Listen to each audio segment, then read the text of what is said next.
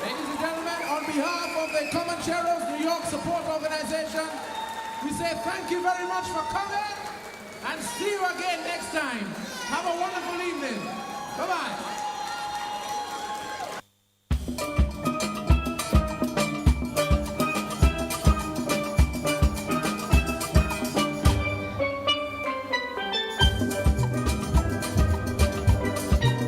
And good night to Grenada, Carriacou, and pretty Martinique, the rest of the Eastern Caribbean, those of you listening locally, regionally, internationally. Once again, it is time for Talking Points. My name is Sheldon Scott. I'm here with you up until the 10 o'clock hour. Yeah, 10, eh? Yeah, we up until 10. Nice, yeah.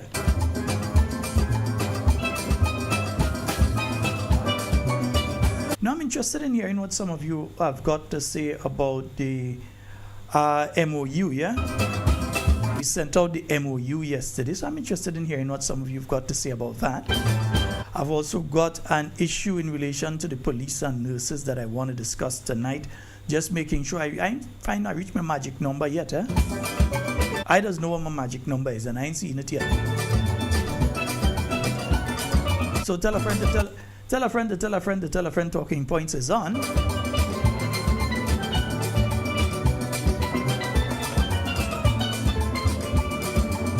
Let's see who is on the live tonight. Let's say a special good night to you. I see Yolan Pariag, Shuma, Jeremiah, Joyce Lewis, Sky, Ricardo, and who else is there? Hillary Joseph. I see you all.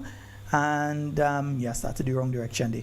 Kathleen Knight, Renee Zade, Moko Joseph, and Shirley Skerrett, Norma Felix, Shamin Ragbasing, Michelle Alexander, Rodney Barry, and Chris London.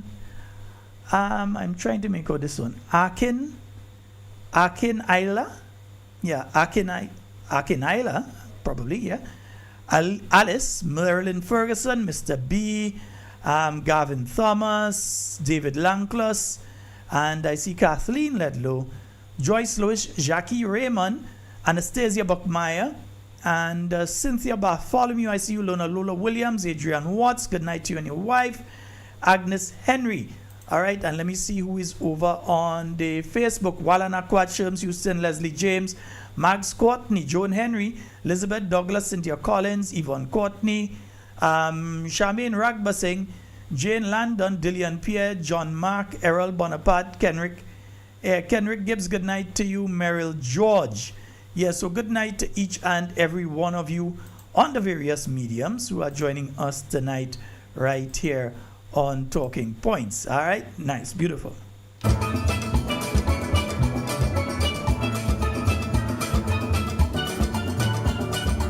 Yeah, imagine that we've actually completed the month of January in 2026 already, eh?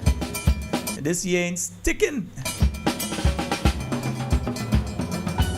It's the last Friday in the month of January.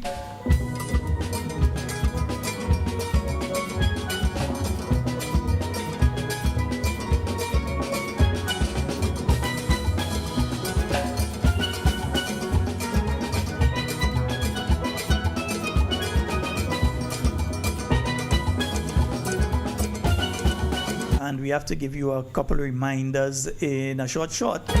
And for those of you that may have been planning to go, yeah, the Oil Dung Fest had to be put off due to the inclement weather that we've been having for the day today. The Oil Dung Fest in Telescope was postponed, yeah? Nice, yeah. Well, not nice, but you know. I'm surprised I wake up this morning and yeah, heavy rain falling and I wonder what going on, you understand? Yeah, what going on there?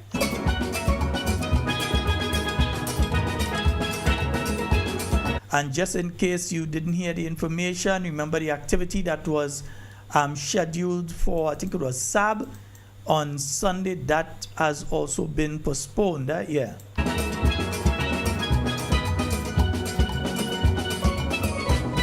Have been having some rainy weather today, very undry season-like weather that we've been having. And folks, just want to remind you all of these before we go into tonight's program. Huh? Nice. Let me just get it here.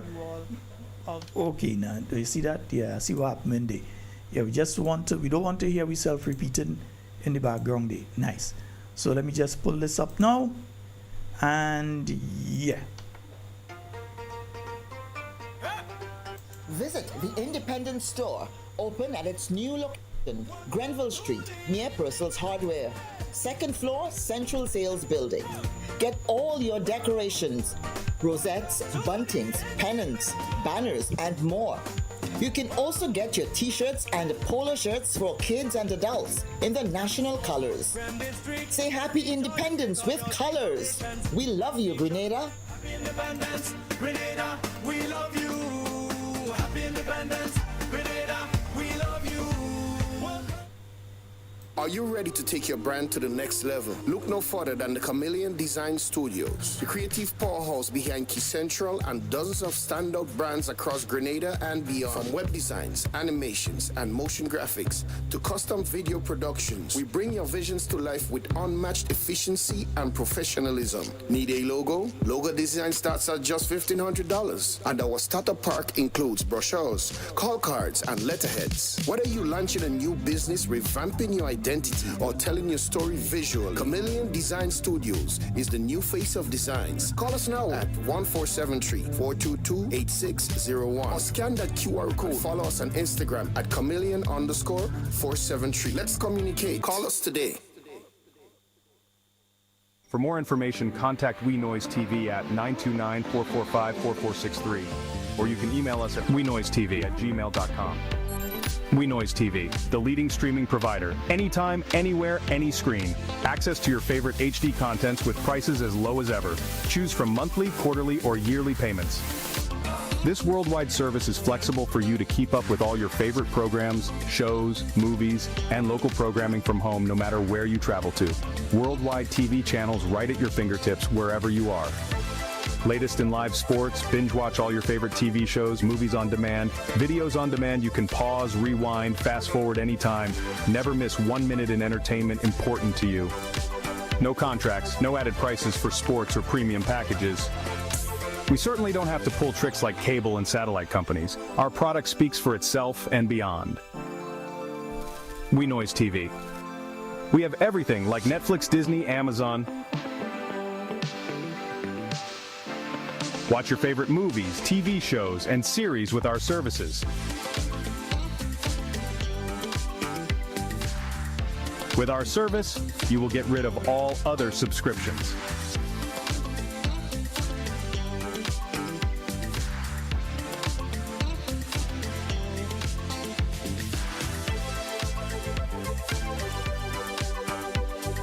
For more information, contact We Noise TV at 929-445-4463, or you can email us at wenoisetv@gmail.com. Yes, indeed, folks. So, yeah, remember Chameleon Design, We Noise TV, and remember the independent store. You can go on out there and get what you need to get it. Nice, yeah. Just remember you could go and get your thing them day. Nice, yeah. Still ain't find I see my magic number yet, you know. Yeah. I ain't seen my numbers yet.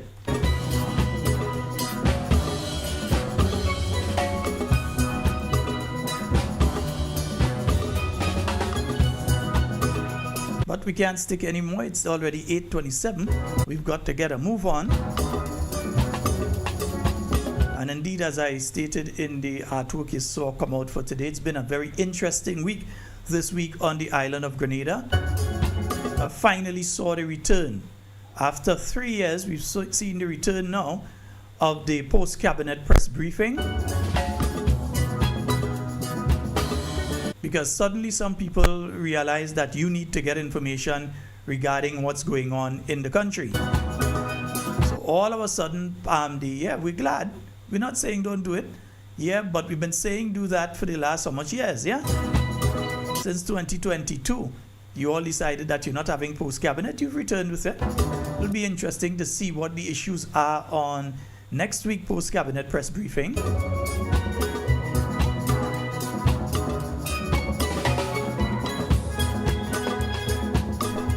Also, there was something from, and I need to find it. There was something from last week that I needed to bring up with you all.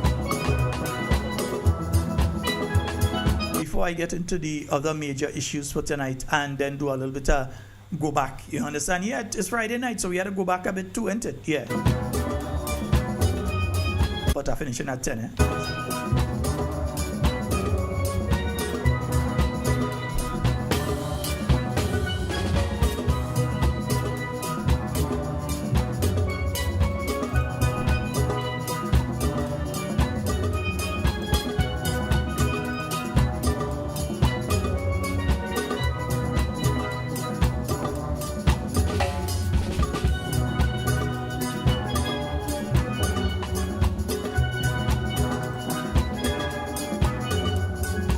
Yeah, the vehicle issue is still being pushed. And when I say the vehicle issue, the issue of parliamentarians and vehicles and some lies have been told. And I realized that the Honorable Clarice Modest stood up in Parliament and clarified the issue, but yet still, for some reason, I realize it seems to have been lost in everything. And I want you all to listen very carefully to the exchange as she speaks about this issue at the last Parliament's sitting. Yeah? Because some lies were being told by the other side and clarification is needed. So I want to play that for you first of all before I get into the other issues for tonight. Yeah? Nice. Explanations. Item number 14. Honorable MP for St. Mark. Thank you very much, Mr. Speaker. Mr. Speaker, I rise on a matter for personal explanation. It is important that I raise this issue in this honorable House because a lot of it deals with what happened in this honorable House, not at a formal sitting, but at a meeting of the House Committee.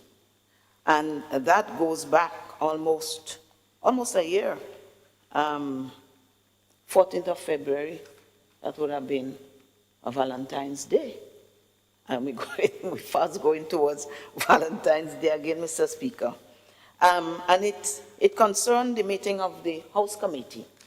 And I recall we looked at a couple matters, one of which was the issue of the vehicle. I wish we could put this to rest because it is obvious that those who really wanted it have it. And those who did not want it don't have it. And we on this side are the ones who don't have it. And we are managing. And we're not complaining. We just stood on a point of principle. But very recently, the member for the South was heard to say that at the meeting, which the member is not a member of that committee and was not at the meeting, how the member got that information, I don't know. And I have perused the minutes of that very meeting. And what the member is alleging is nowhere in that meeting, the minutes. And I'm sure none of us who attended that meeting have that erroneous recollection. So the member has been known to say that I even say what quality of vehicle I wanted. Mr. Speaker, I don't even know about quality vehicles. The only vehicles I know about are the ones that I have used, and if they served me well or didn't serve me well. And I don't know that there was much discussion on, as a matter of fact, I know I can categorically say that there wasn't much discussion on the type of vehicle. Somebody might have mentioned it, and it wasn't even thought necessary, and it's not in the minutes because I've perused it repeatedly. It is not there. And I need to clarify that because the attack has become personal. And it's even worse when it is untruthful. And it's even worse when the member is not a member of the committee and was not sitting there, and to invent those things to attack me on various forms of media. I think it is a shame and a disgrace to this honorable House that we can have a meeting. I have omitted to say much about the vehicles because I felt we had a committee in the highest level of this state. And I felt that by and large, we should keep what happened in the meeting as private as possible and share it with the parliamentarians. Mr. Speaker, in this very house, I asked not so long ago, what happens with recommendations that the committee makes? And these are recommendations, from my understanding, these remain recommendations from the House until every member in this honorable House would have seen it. It means that the minutes and the recommendations would have had to have been laid in this honorable House in front of every member so that the members can say yea or nay, the final decision. That never happened. The minutes came very late and I was looking for the date. It did not happen. And it happened after we got the information about the vehicles. So there were some hiccups. I didn't want to make heavy weather of it because sometimes this is a new thing that we get in vehicles, and mistakes can be made and errors. So I am not here to blame. But I am not asking the member to rise to say anything. But I think that if we come to an honorable House of this level, we should not go away giving people wrong information, Mr. Speaker. And I find this is very shameful and very disgraceful. And I trust that other committees, other members sitting in committees would not have the fear that their contributions would be first misconstrued, totally misconstrued, and secondly, that whatever is discussed here in this honorable House be taken out in the public, because all of us can take information out. But so far, I have refused to do it. And so, Mr. Speaker, I beg of you to use your good office. You, as the chairperson of the House Committee, you know what was said and what was done. So I will just leave it at that, but I find it very hurtful that I could be accused of saying what vehicle I wanted when the matter was just dropped on us unceremoniously. And there wasn't much discussion, and we let it go. We didn't say no, but we didn't fight for it either. And that is the truth in this honorable House. Thank you, Mr. Speaker. Thank you very much, Honorable MP for St. Mark. I urge that members of this House be discretionary in how we respond, how we react, what we do and what we say. This is the parliament. Yeah, we hear you, worst speaker ever anyhow. But folks, yeah, this is this took place in Parliament the other day. And it speaks towards the constant lies that we have coming from the government side. And the Honorable Modest had to come out and clear her name totally, because you had Andy Williams out there lying on the woman. Number one, he's not a member of that committee, so he was not at that meeting. And there he was in public claiming that the woman come out and that she said she wants this type of vehicle and that type of vehicle, and they want vehicle and different things like that. And it's unfortunate that some people have to be so desperate that they have to go out there and spew these lies. Now, the minutes of the meeting will reflect what was said by who, and what decisions were taken, etc., and what were people's position in relation to it. But there they are out there lying, saying that this is what was said and this is, and who they want that type of vehicle and who they want another type of vehicle and that sort of thing. And that never took place. But that's the kind of people we're dealing with. People who lie to you constantly. People will tell you that 2 years ago, they'll tell you that 2 bridges are here and it's just a matter of completing the design to put them up. And the same people will come to you now and tell you that, hey, we ain't too sure if it's 1 bridge or 2 bridges we're going to need, and we have to finalize on the bridge design, after already telling you to buy the bridges, and the bridges are in Grenada. So it's either they buy 2 bridges that cannot be used and they're here in Grenada, which would be, again, a waste of resources, or they were lying. Either which one is terrible. And imagine you're talking about the head of government, you're talking about the prime minister is the one making those statements. And then you have Andy Williams now going out there lying on the opposition team, saying who say they want vehicle and this type of vehicle they want and they didn't want that type and all kind of thing. You see, they always try to tie the opposition up in their thing, eh? So they came in, they decided they can't work for that kind of money, they give themselves a significant raise. So they gave the opposition an increase as well. Not because they so care about the opposition, you know, and the people that the opposition have to serve. Not because they care about equality and fairness and transparency. They only did it because they know it will look bad if they take for themselves and they don't give anybody else. And there are people who have been advocating, their members who have been advocating for them to get it alone. Don't give the NNP any. Forget the NNP and that, don't give the NNP any. That is the sort of thing that they have been saying out there. That is the way that they have been acting and so on. Yeah? The people who will soon come to you again and ask to be your representatives. The people who will soon say to the Grenadian people, give them a second chance. They want another Bly. They will be knocking on your doors, and in some cases they have already knocked on your doors. They will be entering your yard and ducking from dog bite. They will be calling your phone and trying to convince you that they are the best option for Grenada. When after 2 years of failing, they are now trying to cast the blame on everybody else and everything else except themselves. You hear the Prime Minister speaking about Molyneux, a situation that has existed since, well, first of all, they completed the aspect that they completed nearly a year late.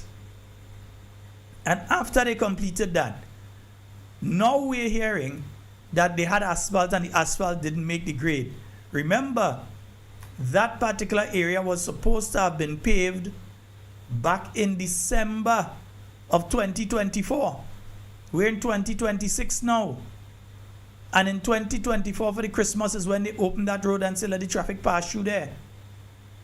And since then, you're telling me that they could not sort out a simple asphalt issue to pave the place? It's not that they couldn't sort it out, you know, they're incompetent, we know that. But they also wanted to be doing certain things just before a general election. That's what they want to do. They want to be doing things just before a general election so that it remains fresh in the minds of the population. So they can go and say things happening. You don't see road paving, all kind of thing. Hoping that you forget the amount of tie strap, the amount of steering ends, the amount of tires, the amount of brakes that you had to buy in the last 3 years when they were not fixing it. They are hoping in case of the road patching crews that they forget that, listen, up to now, they ain't get paid. That they are still owed. All December, these people still owed their money, the road patching crew. And while they are owed their monies, at the same time, you're talking about bringing in truck to come and take over the job that they are doing without any alternative plan of what you're going to do with these groups of people when the machinery comes in and replaces their physical work. And nobody is saying that the machinery mustn't come in, but you must have an alternative plan of what you're going to do with these people. You have a situation that exists with police officers and with nurses in this country right now. Now remember, the issue of pay and grade was supposed to have been, notice my words carefully, the issue of pay and grade was supposed to have been solved by this administration. As far as they say, we know that the issue has been sitting there from Ernst & Young, the report. Instead of them acting on it, it sat there for nearly 2 years without them and claiming they couldn't find it, all sorts of nonsense. Remember that? They were claiming they couldn't find the report to address it. Now, after a year, you have 84 corporals. I could give you the exact number. 84 corporals who were not receiving their proper salary. They were being shorted as much as $800 and more dollars a month. So you had a situation that these corporals, they attain the rank of corporal. And corporals basically look after the ranks junior to them, maintain discipline and order. So the corporals found themselves in a situation where they have the rank but they did not have the salary to match up to it. So for over a year, 84 corporals have been arguing through the police negotiation team to the government negotiating team that, hey, we need to get the proper salary, not getting the proper salary. And up to today, I can guarantee you that up to today, the 30th day of January 2026, these corporals still are not getting the proper salary that they're supposed to get. They're still being shorted money. And while that is taking place, you come and you give some other people the rank of corporal. And let me note here that we have absolutely no problem with you giving people the rank of corporal. We have absolutely no problem with that. These people work for it, they pass the exam, they get the rank. Bravo to them. But for the people that held the rank before, the new people getting the proper money. So the new people are getting the proper salary that a corporal is supposed to be receiving. So while the new people who just the other day, this month, achieved the rank of corporal, they are receiving their proper salaries. The ones who've been there corporal for years, 84 of them, and who have been saying to the government for close to a year now, sort us out. They're still not getting the proper salary, so they make sure and focus on the new ones. So they're getting the proper salary, but the old ones not getting the proper salary. And it took the police officers and their negotiation team to threaten legal action. They want to know how I know? I must know. They had to threaten legal action to the government for the government to finally respond. Imagine a whole year, every time they ask about it, it will be taken care of, it will be taken care of, it will be taken care of. Every month, salary still short. Every month, salary still short. Now, all of a sudden, they're sending out pay and grade issues. Please note that the issue regarding pay and grade, which negatively affected some ASPs and corporals, so some assistant superintendents and corporals, has been addressed by the police negotiating team. This is not the first time they've been doing it. There was a meeting this week, but they have been doing it outside of this week. The GNT, the government negotiation team, has given an undertaking to have the situation rectified. We are now awaiting action in this regard. Please inform all persons who are affected. Thank you. That different how the nurses get one call. And they still get short pay this month. The nurses still get short pay this month again. Some nurses getting shorted by, again, $800. So while the government gives the impression to everybody that things happening, they ain't explaining where's the things happening. So these 84 corporals plus the ASPs were not receiving their proper salary. What? All broke? If all broke, say all broke. We know all thirsty for our money, so if all broke, say all broke. If all you mismanage and all you don't know how to manage, say all you mismanage and all you don't know how to manage. But don't give the impression that all you're doing something so good and all you have people out there catching the royal nenen. I saw a note in one of the groups today. I saw a note from in relation to this particular issue with the police officers. And I'm just looking for it because I saw it earlier today. I won't pull it up because security. And I'll just read what that note says.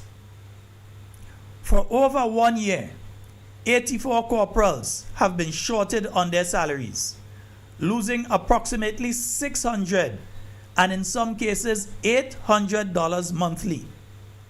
Since raising the issue, the only response repeatedly given is that it will be sorted out with no clear action, no timeline, and no transparency. There has been little to no meaningful communication from the Commissioner of Police to the affected officers. No formal address, no written update, no moral boosting engagement. Nothing concrete despite these challenges.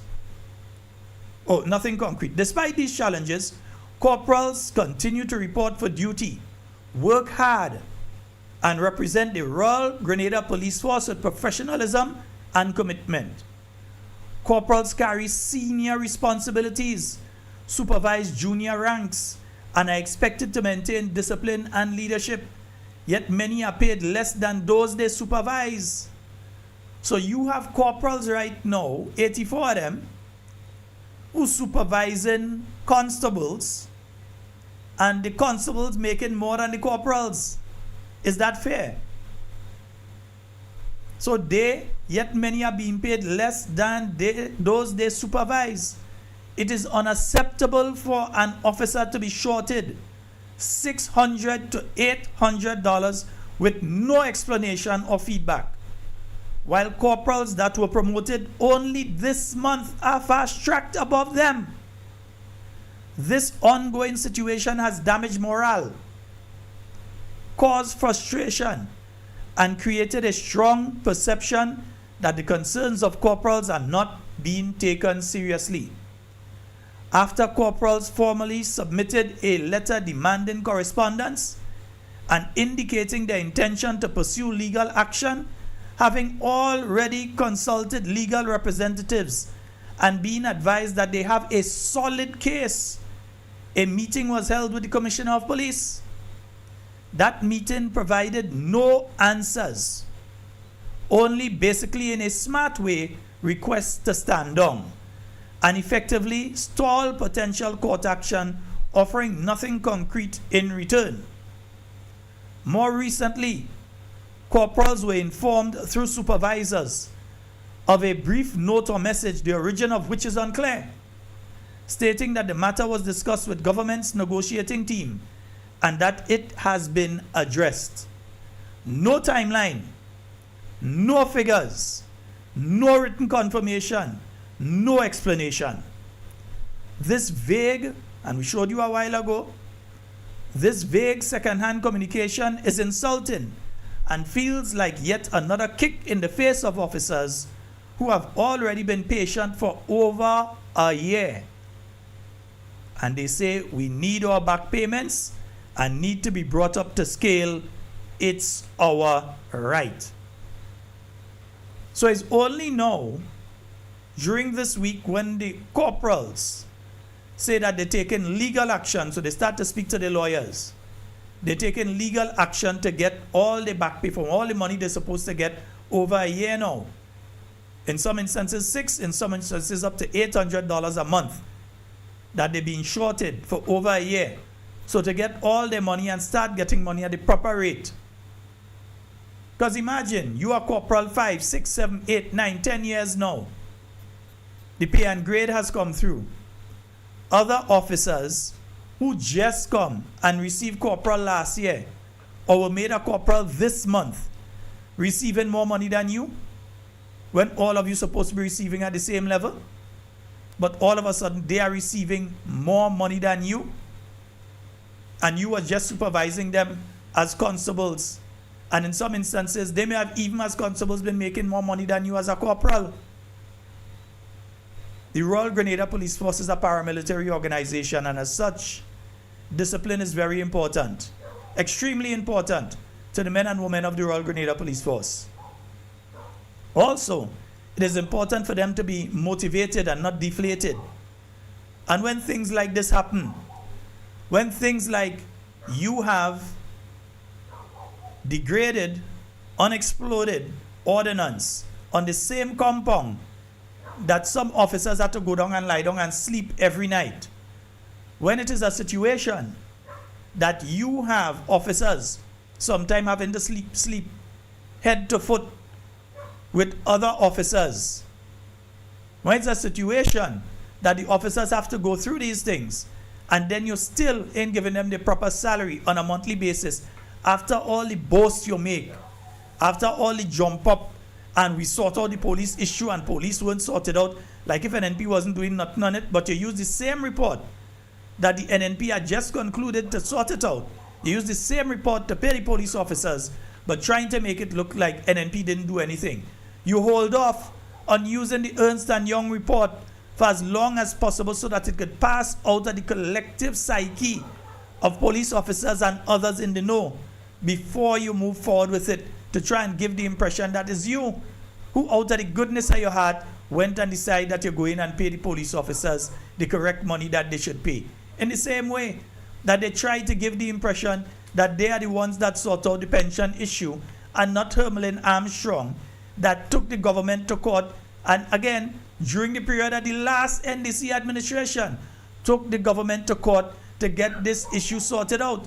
And that when the judgment came under the new National Party administration, they did not challenge it, but made the pension payments. Millions of dollars were paid out to various workers, categories of workers. I can't remember the exact amount right now off the top of my head. I know I'll get a message with it just now. But millions were paid out to workers during the period of the new National Party. And that there was an additional challenge that was made to the government on the issue of pension. And that challenge, when it was completed, again, the new National Party did not challenge that in court. They did not go and say, we're going to tie this up for the next 10 years, the next 15 years, the next 20 years. They said, we will pay the pension. And they ensured that the money was there to pay the pension. Not the NDC, the NNP made sure that the money was there to pay the pension. And put the structure in place for the gathering of information, because one person may have worked 25 years, another one may have worked 34 and 35. One person may have worked in one particular grade, grade G, another one may have worked in grade J or some kind of thing, whatever grade it is. So they would be dealt with on a different level. It's not everybody just going to be getting the same thing. So to do that, people had to bring into a secretariat your appointment letter, if you had it, your appointment letter, and any other documentation that could have speeded up the process.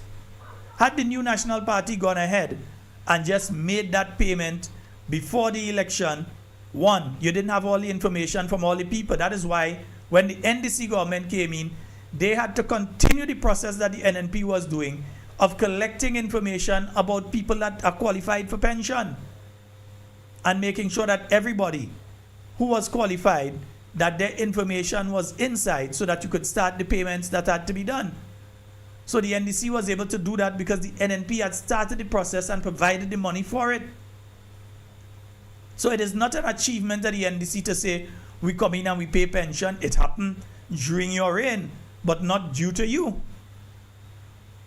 Post hoc ergo propter hoc. I think that's what they say it in Latin. Yeah, I think if I remember correctly. My Latin correctly. I'm getting rusty on Latin, boy. That is the situation. So I see them jumping up. Oh, we paid pension with money that was saved during the period of the new National Party. And let me tell you, it's not just the police officers. You have the situation with the nurses in a similar situation. You bypass their bargaining agent, which is the Grenada Public Workers Union. You go directly to the nurses, illegally so, and you tell them you're giving them an honorarium. Bravo, we'll never vex a nurse getting extra money.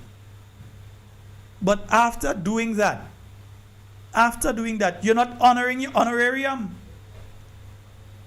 So month after month, nurses having problem, doctors having problem, they're not receiving what they're supposed to receive, or they're receiving nothing at all. Either they're receiving part, or they ain't getting nothing, and they have to be making constant back and forth with finance and so on to find out what's going on. If all you're broke, say all you're broke.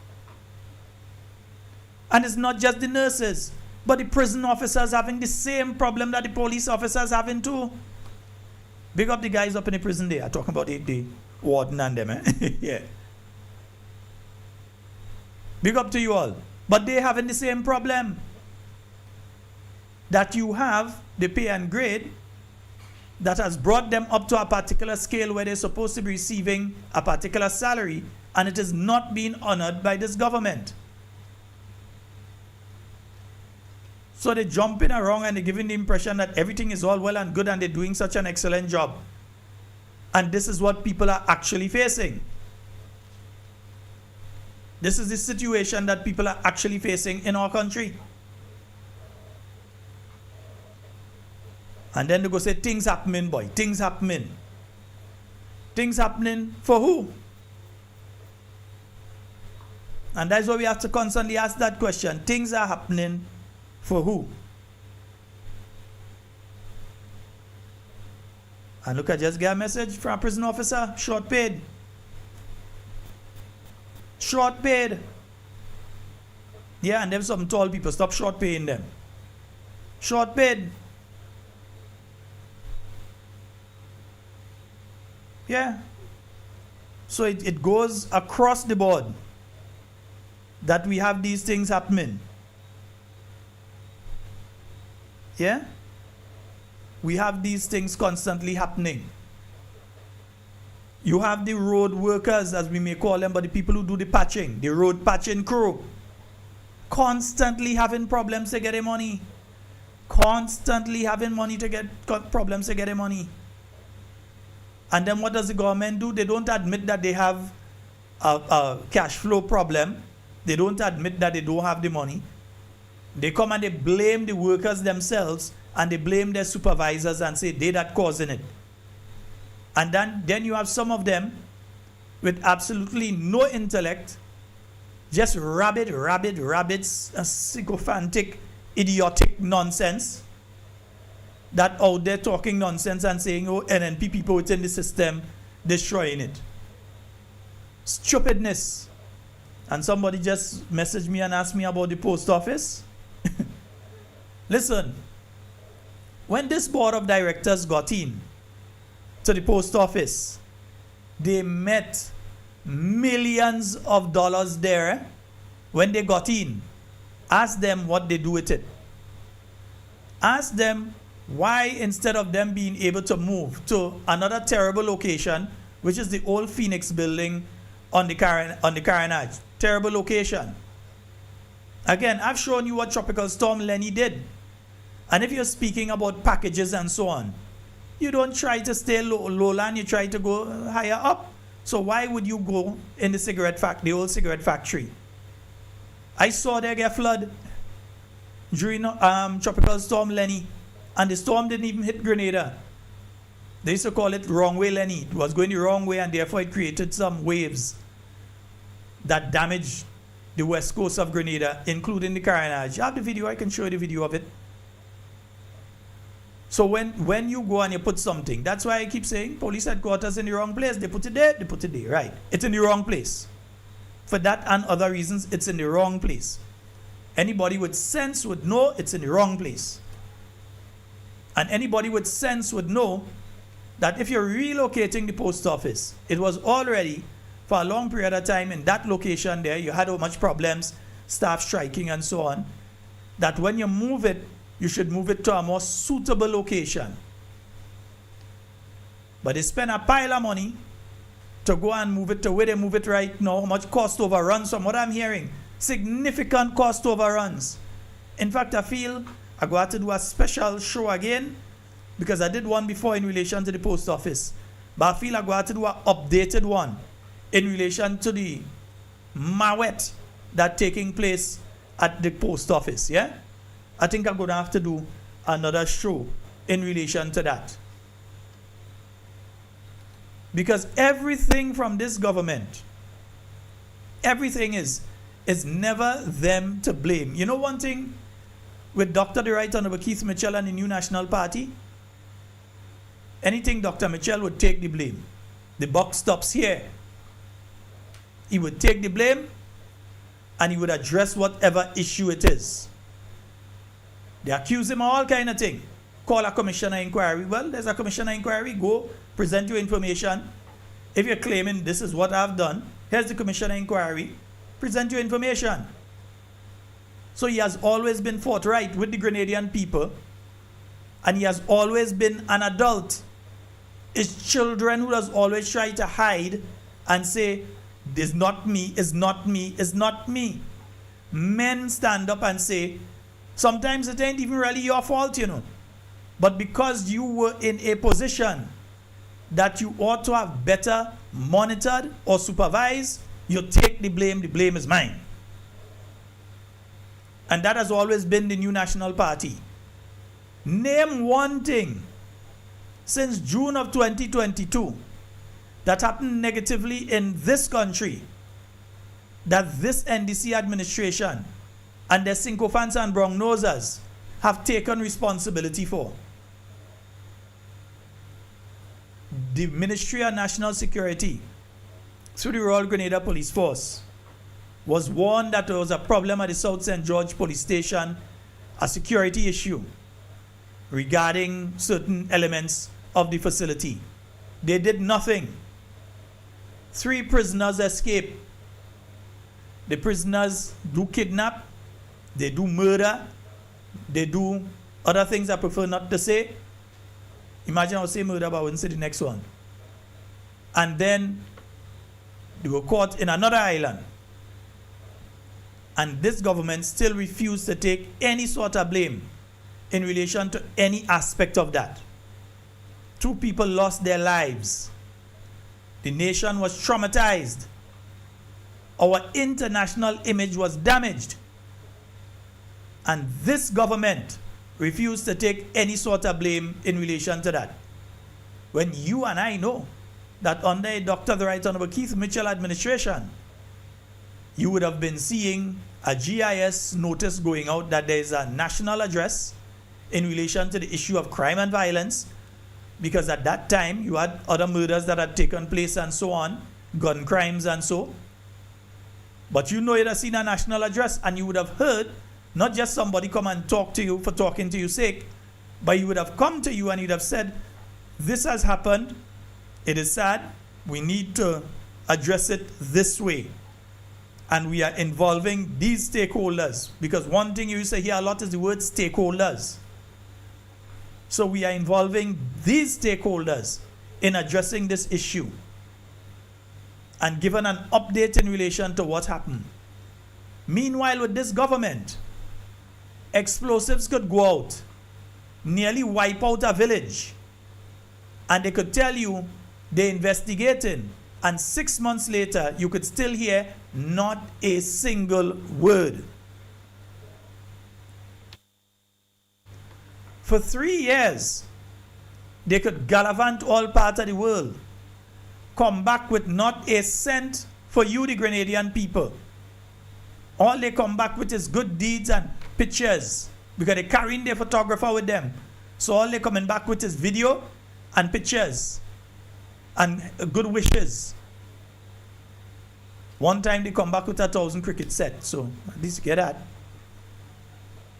But spending close to $7 million, and they refuse to give that information as to how much they spend there. So it could be more, it could be less. But the estimate is that they spend about that. And they think it's okay to be silent. So like the way you have to deal with them now is to threaten legal action. So the police, and they know that Claudette doesn't win no case anyway. So the police, they went and they threatened legal action. So prisons, nurses, maybe to get all your money, all you have to threaten legal action too. Because it seems as that is the way you have to go, because the Attorney General is a waste of time. She doesn't win no case. So maybe that is what you all have to do. Threaten action, because once you threaten action, they want to have the Attorney General to deal with anything for them, because they know she always losing. So they go fix it up one time. So let's see. The note that came out, they just said it is being addressed. The police don't want to hear that. What they want to hear is, look your money there. And that is not the only issue the police, you know. There's another issue as well when it comes to the police, where the retired officers who may have worked sometimes nearly 50 years, 40-something years, 30-something years, 20-something years. And they are supposed to be receiving an improved pension. So those who retired before, who retired 5 years ago, 10 years ago, and that kind of thing, they are receiving pension on one scale. Meanwhile, officers who are retiring now are receiving pension on a higher scale than them. So what's wrong with the officers who retire back in 2015 or 2020 or 2018? What's wrong with those officers that they are not receiving pension on the same scale as the officers who are receiving pension now? Those who go and they take pension, take retirement now, and they're receiving their pension. Why is it that they're receiving pension at a different scale to officers who retired before? You understand the kind of thing? So if you're within the system and you're seeing this injustice, these kind of things may have you a bit upset. They may have you a bit afraid. You may not feel comfortable in situations like that. Yeah? I think there's a piece of information here. Let me see if I see that. I had seen something earlier, you know. Yeah. Okay, no, I wouldn't go through this one. I wouldn't go through this one right now. I would go, maybe I might leave that piece for Monday. Yeah, folks? So this is the situation that's existing with the men and women of the Royal Grenada Police Force. And I think I'll open the phone lines. Yeah, I'll open the phone lines before I get into another issue. It is now 10 minutes after the hour of 9 o'clock. Yeah, so I will give a few minutes before I go on to the next issue again. If you want to call, I'm giving you the opportunity to call now. So let me say a special good night to the men and women of the Royal Grenada Police Force, the men and women of His Majesty's Prison Service, the nurses, the doctors. Let me say a special good night to all of you. The road patching crew who still can't receive their money. I'm saying a special good night to all of you. All right? Nice. And folks, remember, donations. Yeah. Because I realize some people, okay, all right. Okay. Nice. Donations. Those of you that can, we understand not everybody can, but those of you that can, we need your help. Those of you that don't know, we need your help. Okay? Nice.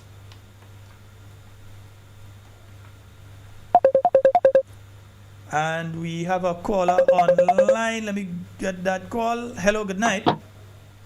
Hello, good night, sir. Hey, how you doing?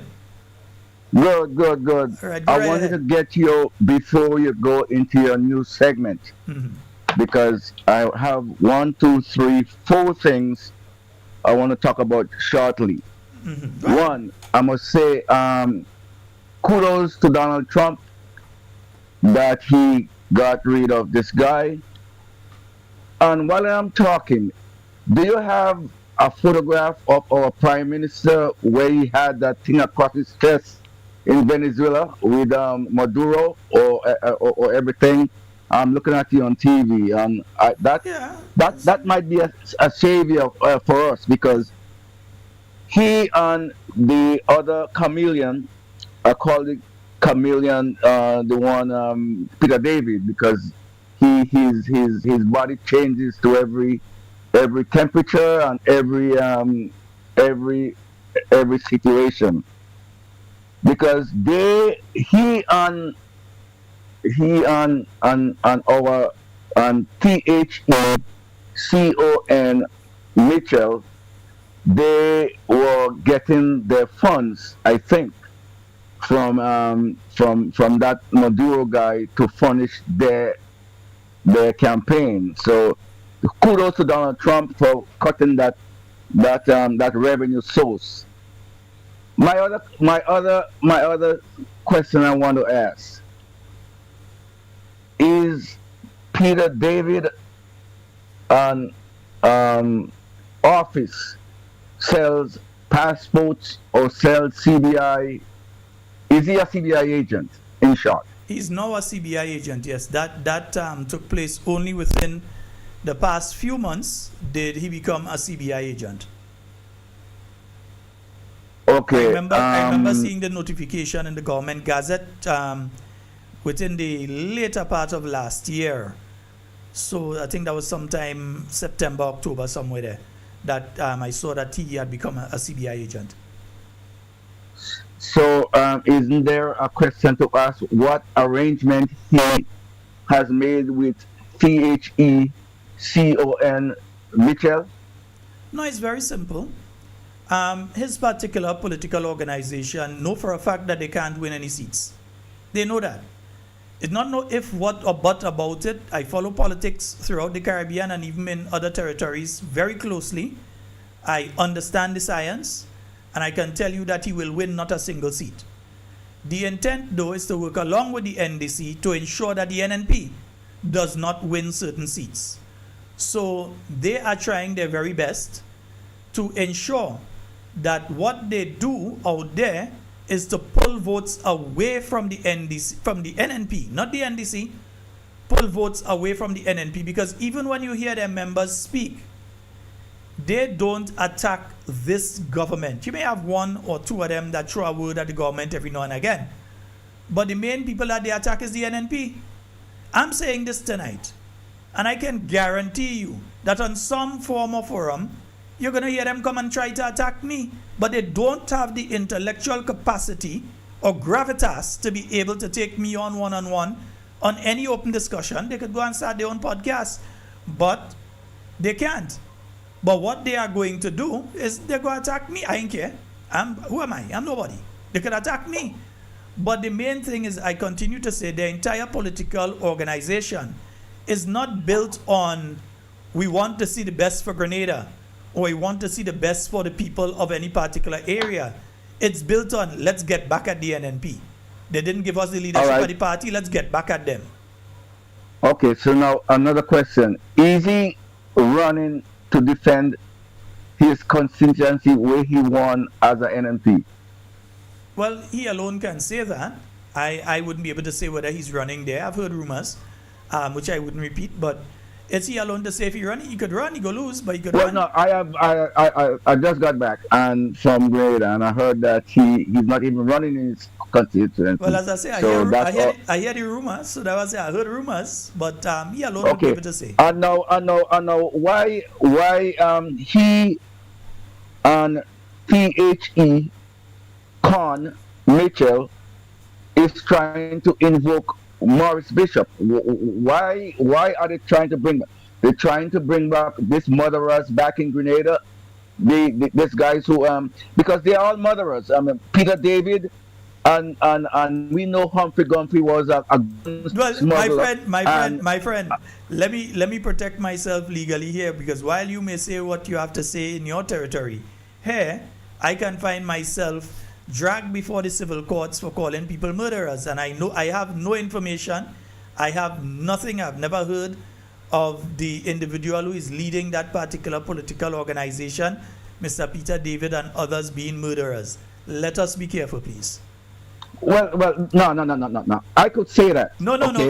Because let me explain to you.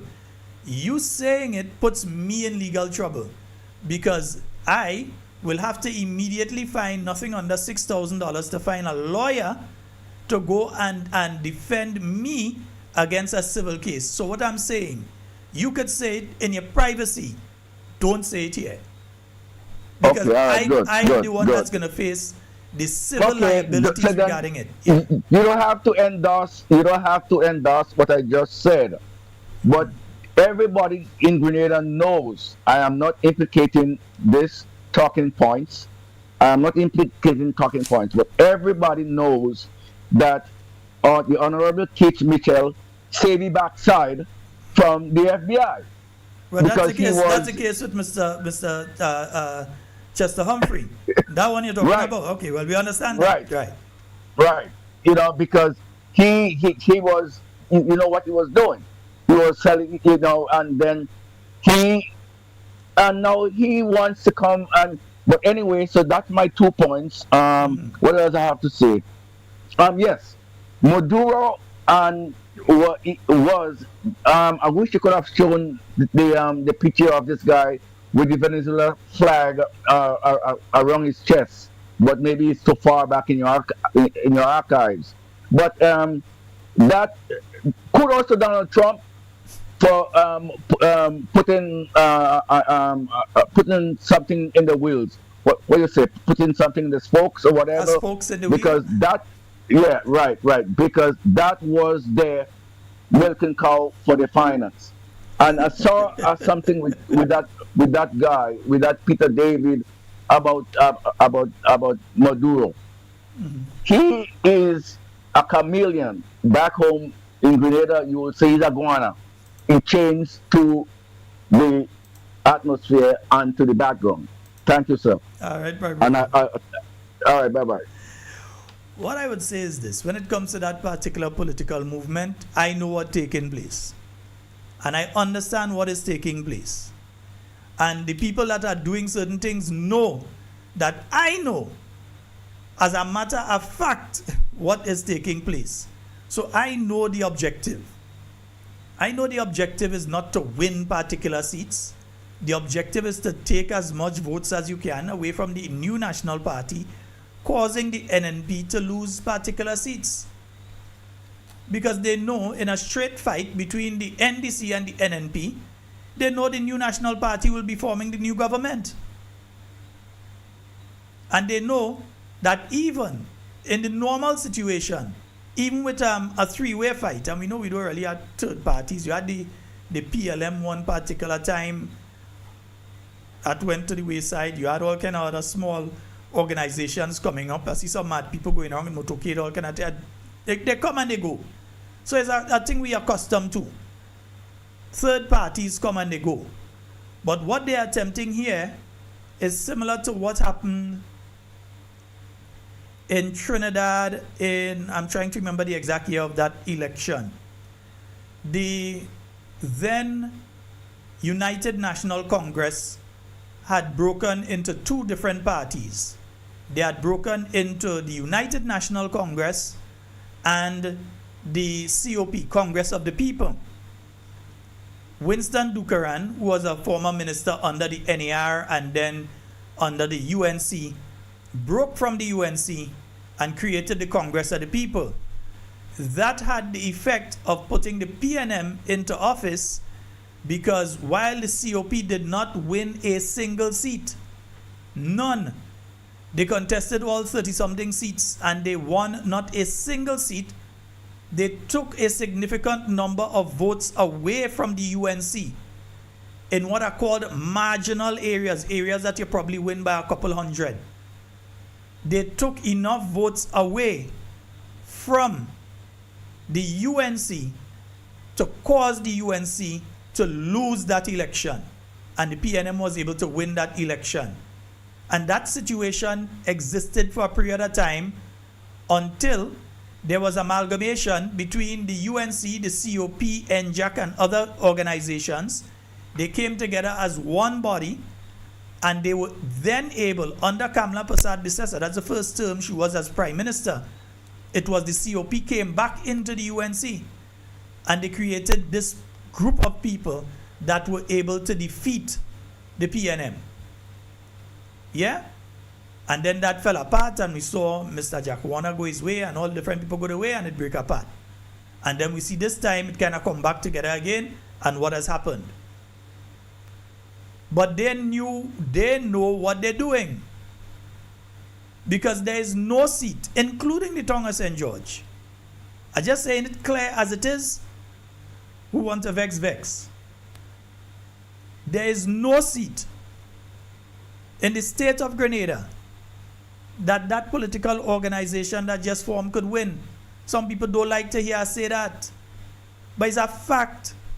There is none that they could win. They know what the base of the NNP is. They know what the base of the NDC is. Yeah? And while these individuals have spent their time in the NDC and then in the NNP, and they've gone, Understand something. The New National Party won 15 seats in 2013 without them. Just remember that. This kind of false narrative I hear some people spreading, that these individuals were there with the NNP in 2013. It is not true. I would know. So to spread this false narrative that them who come and win 15 seats for NNP in 2013, that's false. And all I'm going to say is, look at the difference in votes between 2013 when they were not part, then they came in about 2015.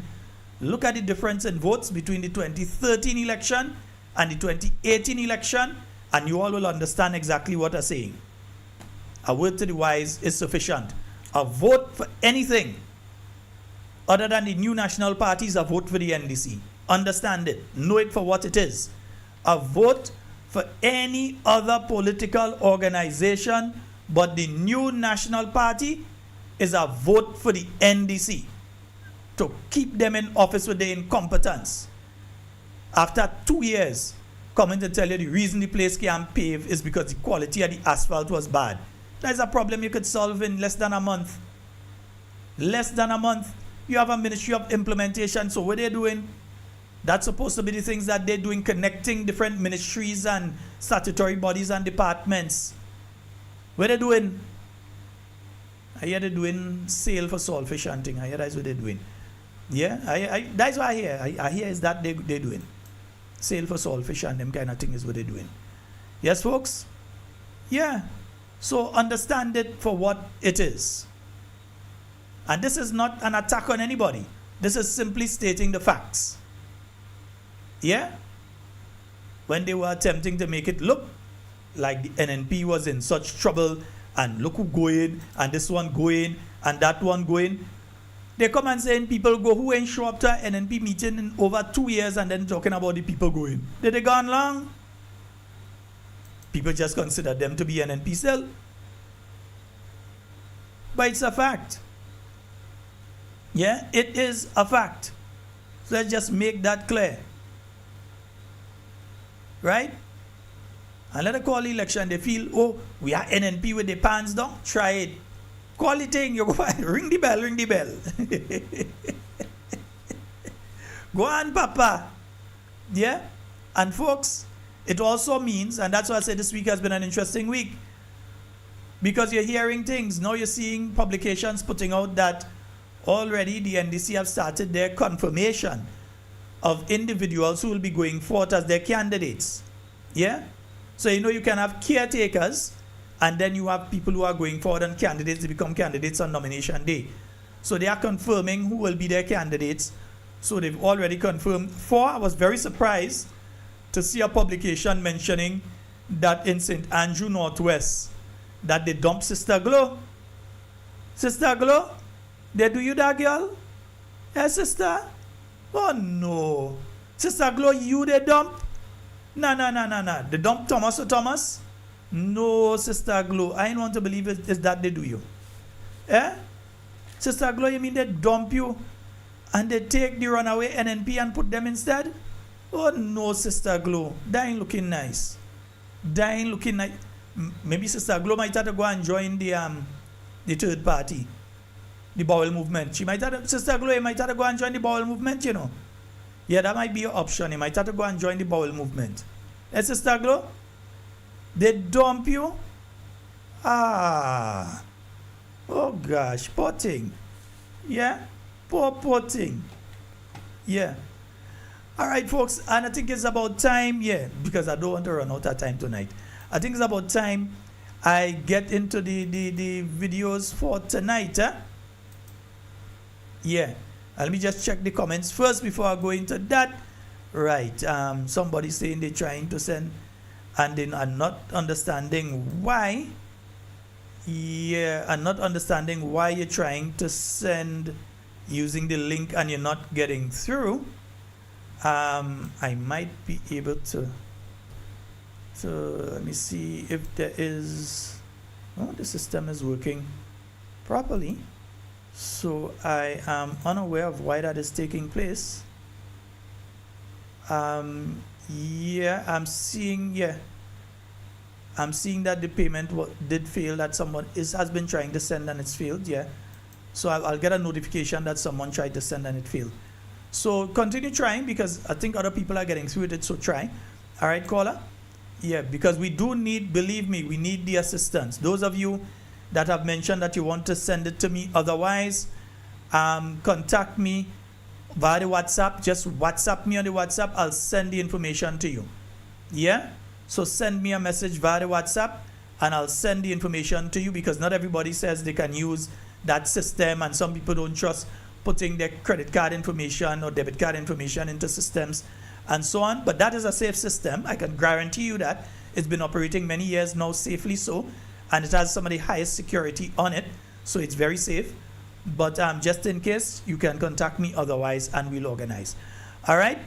Yes, indeed. So folks, let's go to our videos for tonight. I wonder which one I'm going to first, boy. Yeah, I'm trying to figure out which one of them that we're going to first for tonight. And let me bring it across, because you know I just had to bring it from one place to the other. Let me bring it across. Jelani Glean, good night to you, sir. It's interesting, and I want to understand Mr. Jelani Glean. I wonder if I could find Mr. Jelani Glean. Yeah, I might be able to find Mr. Jelani Glean. Mr. Jelani Glean, good night to you, sir. Hey, Mr. Glean, good night to you. I don't know what year this was, Mr. Glean. But Mr. Glean, maybe you could tell me what year this thing here was taking place. That organization with a check for $1,500 to assist with the football match. Again, I'll ask Mr. Elliswell to do the presentation.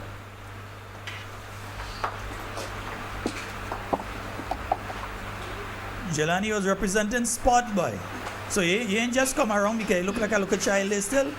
Mommy milk still on your face. It was a lot of years ago, but. And you wanted to say thanks and probably tell us something about the organization. And this is and folks, I'm showing this to let you all know that Jelani has not just become involved in community and sports and so on, because this is probably as way back as the early 2000s. I can't tell you the exact year.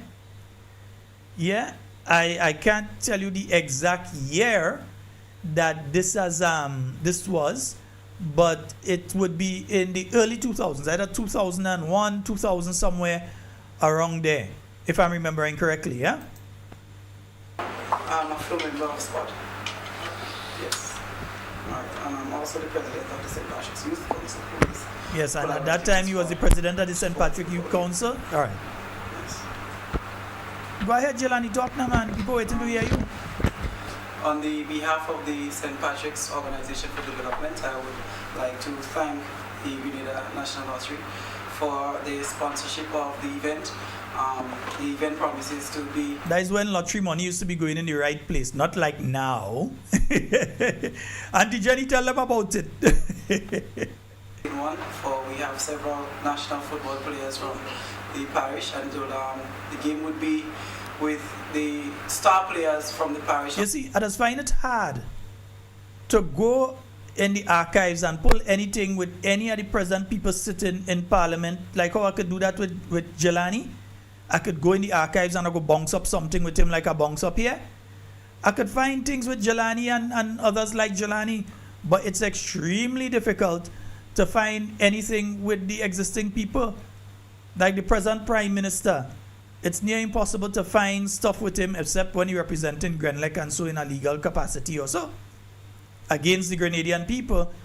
But as in a community and helping people and doing things like that, I can't find thing. This one might be as late as 2005, I wouldn't doubt. This could be as late as okay, it's a pick tree. Yeah, so it's a pick tree that could be as late as 2005. It's the early 2000s though. I'm definitely sure it is not past 2008.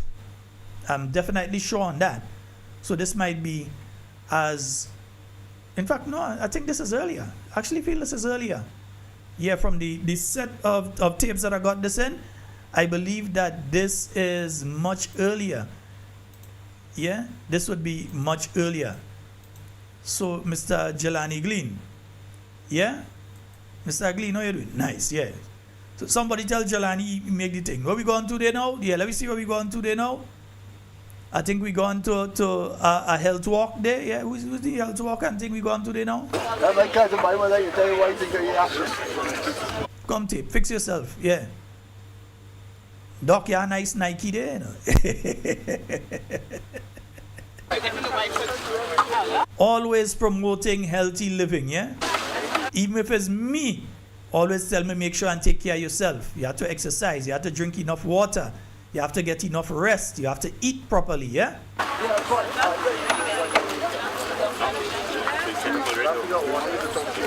So Permit says it's a bold initiative. Maybe you want to tell us why you're doing that? Well, for two reasons. One, I think clearly the initiative of the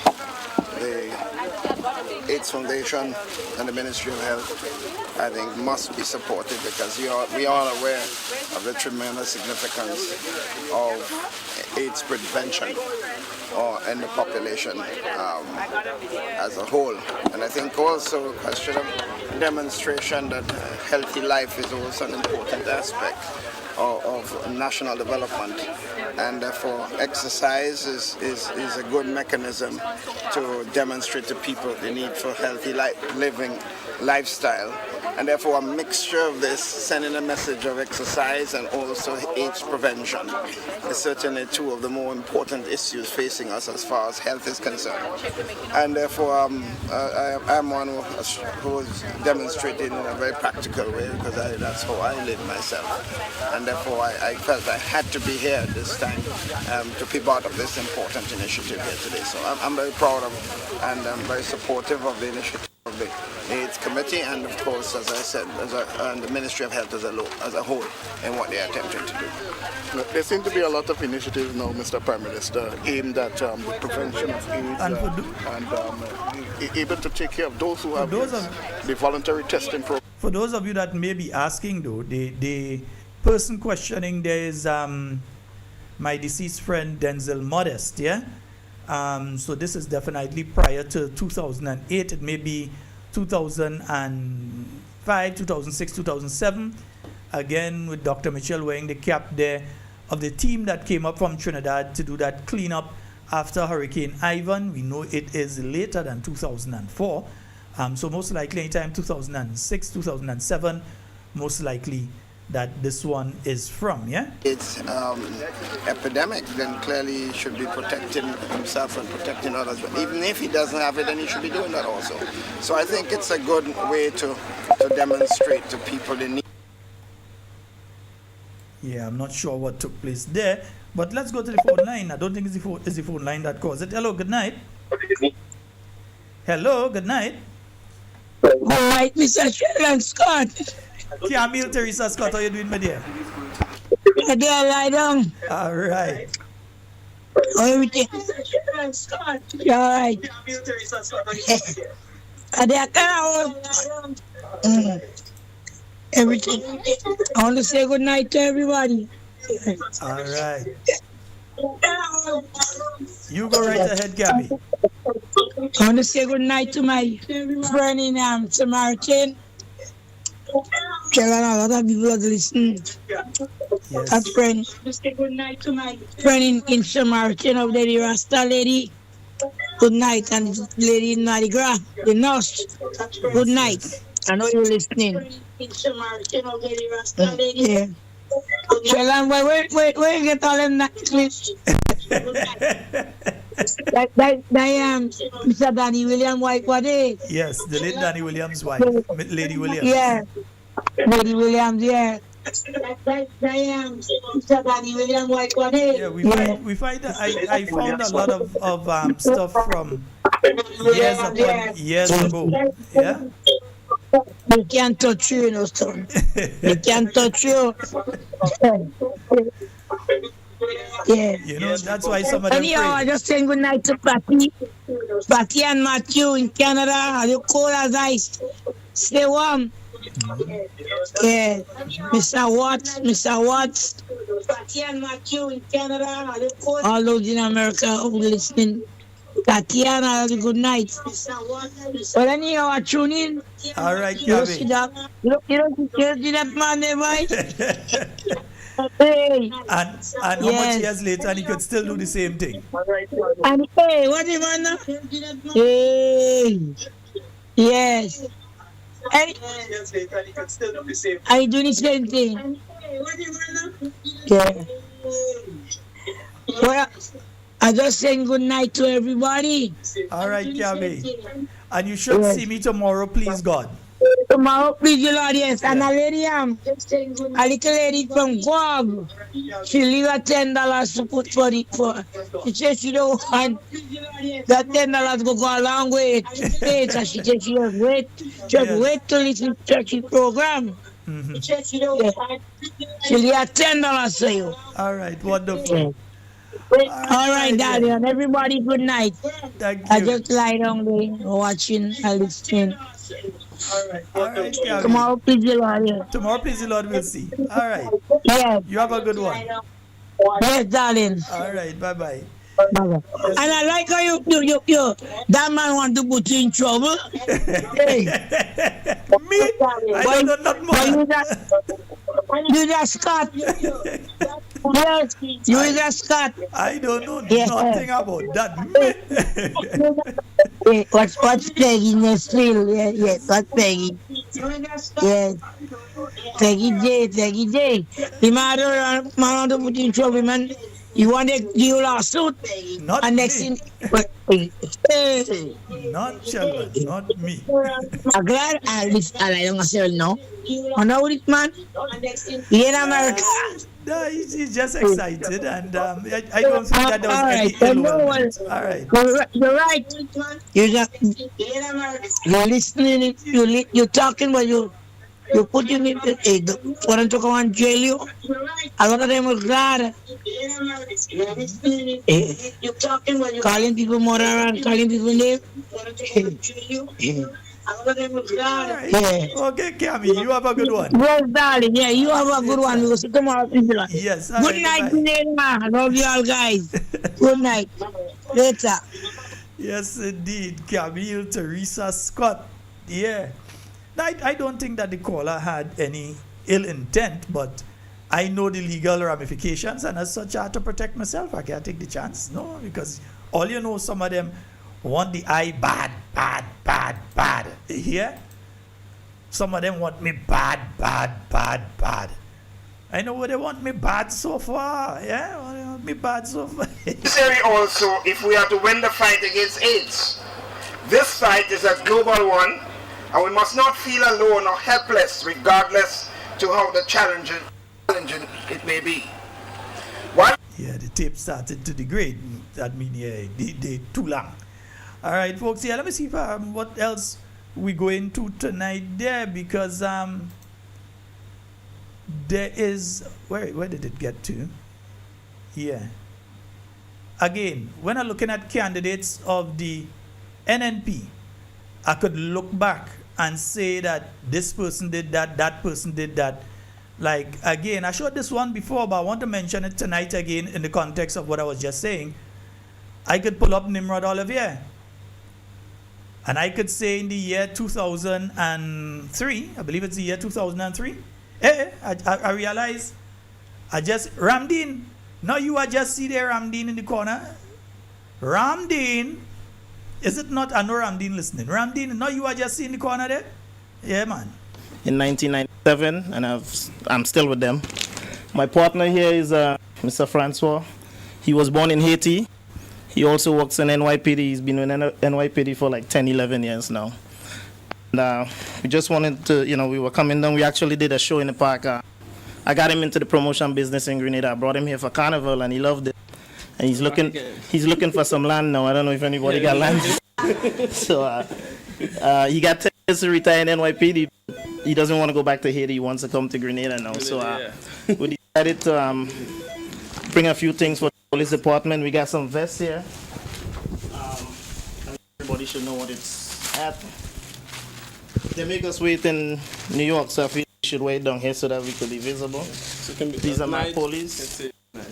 Just put it right. And this is for the same thing, except this one match for traffic. So forget the traffic. Some white gloves. We got some gloves, about 3 dozen. So you got large, medium, and We got some whistling. I'll challenge the members of the NDC to come out and show where 10, 15, 20 years ago they were involved in doing things for their country and the community like this. Got a hat for the dog. And well, that's like your fifth one anyway. So that's it. So just I just want to say keep up the good work. And folks, let me say that after that, there are numerous occasions that Nimrod Oliver came to Grenada and he brought down several other things. Now you saw those vests and that sort of thing. And he has brought down ballistic vests, yes, bulletproof vests, holsters and other equipment for the Royal Grenada Police Force over the years. Not only now that he's seeking to become and will become the Member of Parliament for St. George Northeast, but long before that, he has been contributing to Grenada. Not just the Royal Grenada Police Force. This was back in 2003 or when. So it may have been the first time or one of the first times that he did that. But bringing down things like handcuffs and so on, even bringing down a full side to play football, I believe it was, from the New York Police Department. Yeah? Colleagues of the Royal Grenada Police Force, friends of Mr. Nimrod and his partner, media personnel. This morning, I must say that I'm enthused with what I have seen here.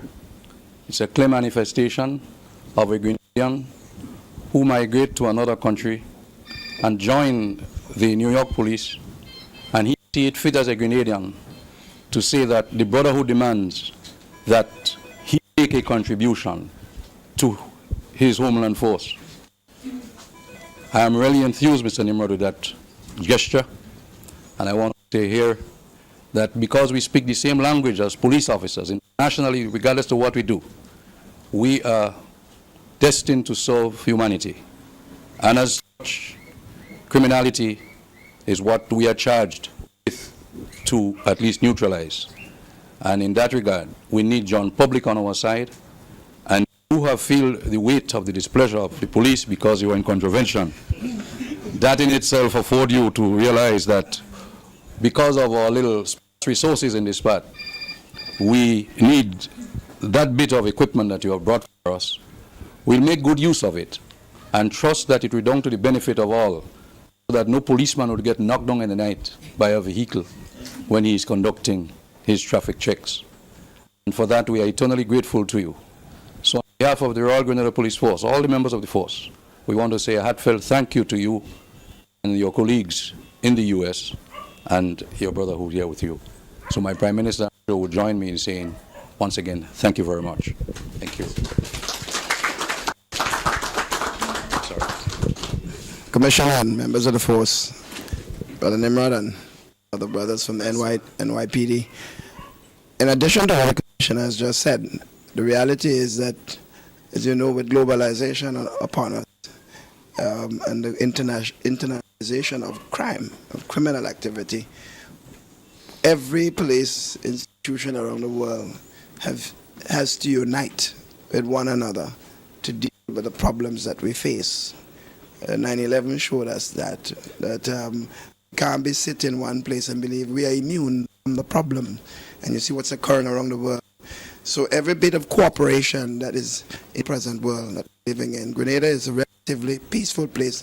As the one President of the United States said to us recently at a special breakfast meeting recently, that these countries are very peaceful, but it can in fact turn differently overnight. And for this sort of cooperation, while it may appear to be small, has its significance in terms of its meaning for cooperation in a general sense. So I want to, on behalf of the force, of course, as the Commission has already done, and of course the people of our country, to thank you all for this gesture. It can start one way, small, but we can see it building in other areas. Once again, I want to thank you, and as you said, we're mixing the question of the culture and the question of dealing with cooperation and our international police forces. All these are intertwined, and I want to compliment you and compliment our local artists for this initiative, and to say that sorry that Talpi was supposed to make contact and ensure that but I lost contact with Talpi, and he's a difficult man to get in Grenada. So once again, thank you very much, and you welcome back to your home at any time. I hope now you know that you're from Grand Mall. Something special for Grand Mall, my constituency. Once again, thank you all very much. And again, I want to see the members of the NDC start to pull all your videos and show the people all you have as candidates and caretakers, etc. Pull all your videos. Let's see what they did for Grenada. Yeah? Because I could show this is Nimrod Olivier, and this is one out of many, because I know several occasions after that he came again. This was probably the first one. I don't know, probably the first one. But several times after that, he made donations to the Royal Grenada Police Force, yeah, of various items to help in their operation and so. So that wasn't just a one-off and he did that and then never do anything in relation to it again. And you know, some of them does speak as well, like as though Grenada under the NNP, no housing was done. Yeah? We know they like to talk like no housing was done. This is St. Mark. Yeah? This is St. Mark. Some of them might say only one house in it. But this is St. Mark under the New National Party. Again, the exact year. I have to start speaking to some of the people who in these things and to find out the exact year that these things were, because in some instances the tape has no marking on it. So I can't say, well, this took place at that date and so. Because you have people that don't want you to know that this was a housing project done during the period of the New National Party, by the New National Party. They want you to know that.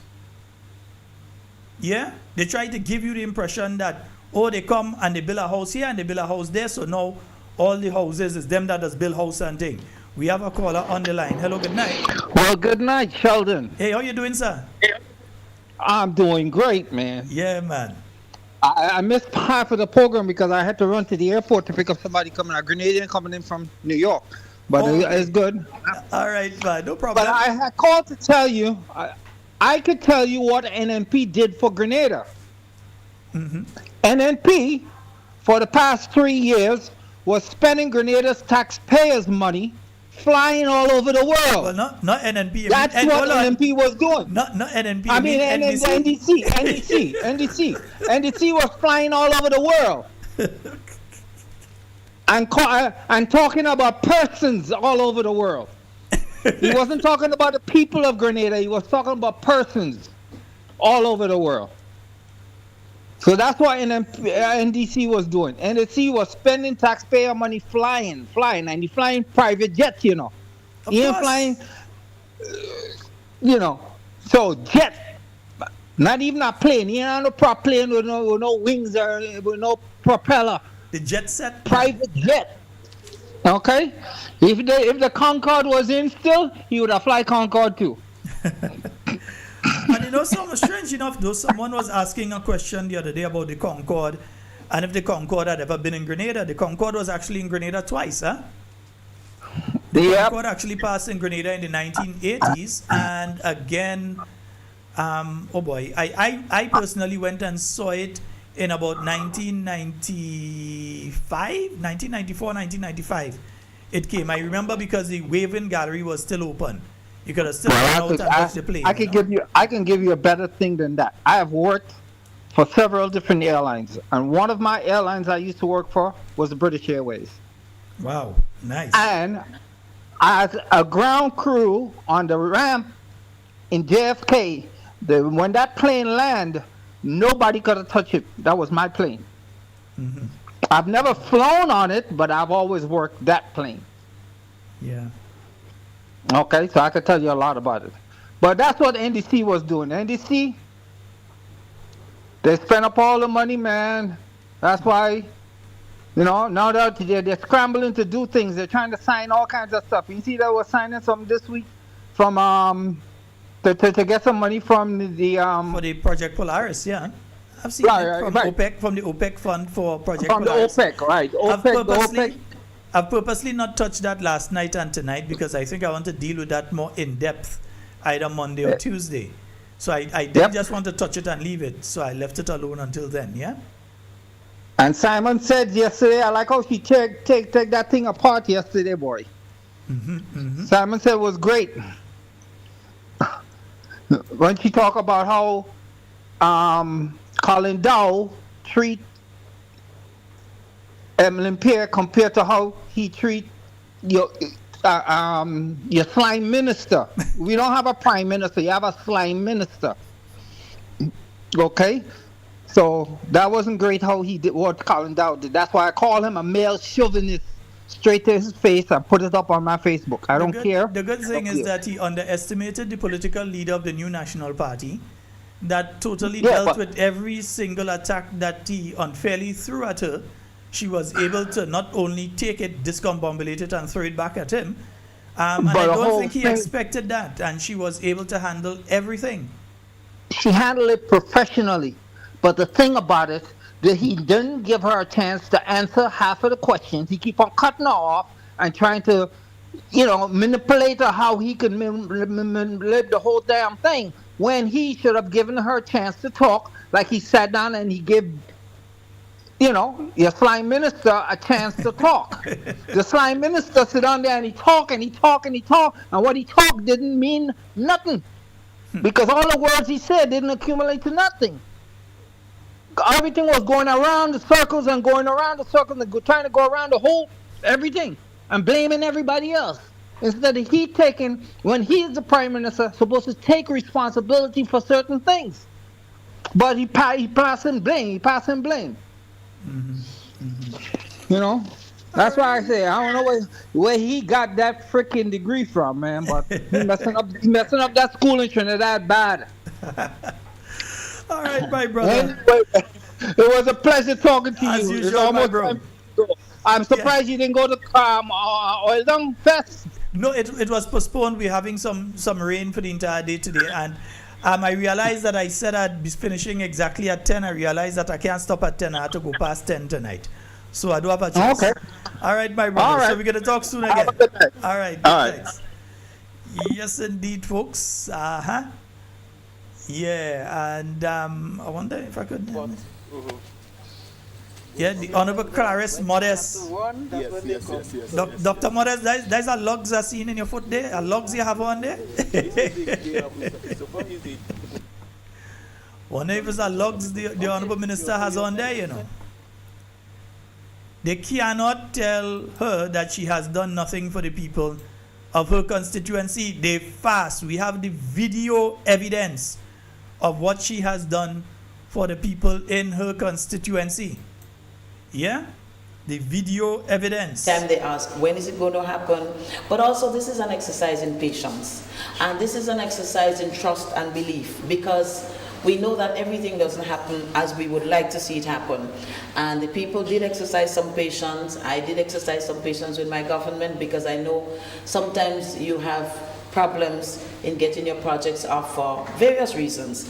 And I'm very happy to say that through all the difficulties we have come through for the people of St. Mark's, I have had the support of the Minister for Housing, the support of the Housing Authority, and many other persons who are involved, like Mr. Andrew Noel, who has been one of the backbone persons in getting this project off the ground. And I must say that perhaps he has taken the record for perhaps the fastest housing scheme that has been put up. Nevertheless, we are seeing the reality of it. This work is far advanced. Every time I come here, I am amazed at the speed with which it is going. I know our people will be happy. This project perhaps would not be limited only to the people of St. Mark's, but we are one nation, and we are committed to the development of everyone. So I would not be adversely affected if there were other people from other parishes involved in it, but I would like to see a fair percentage go to the people of St. Mark's.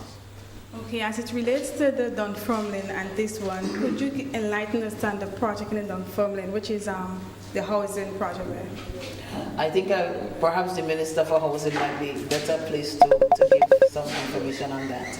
Yes, so we are pretty happy that we have more or less and folks, let me just take the call. Hello, good night.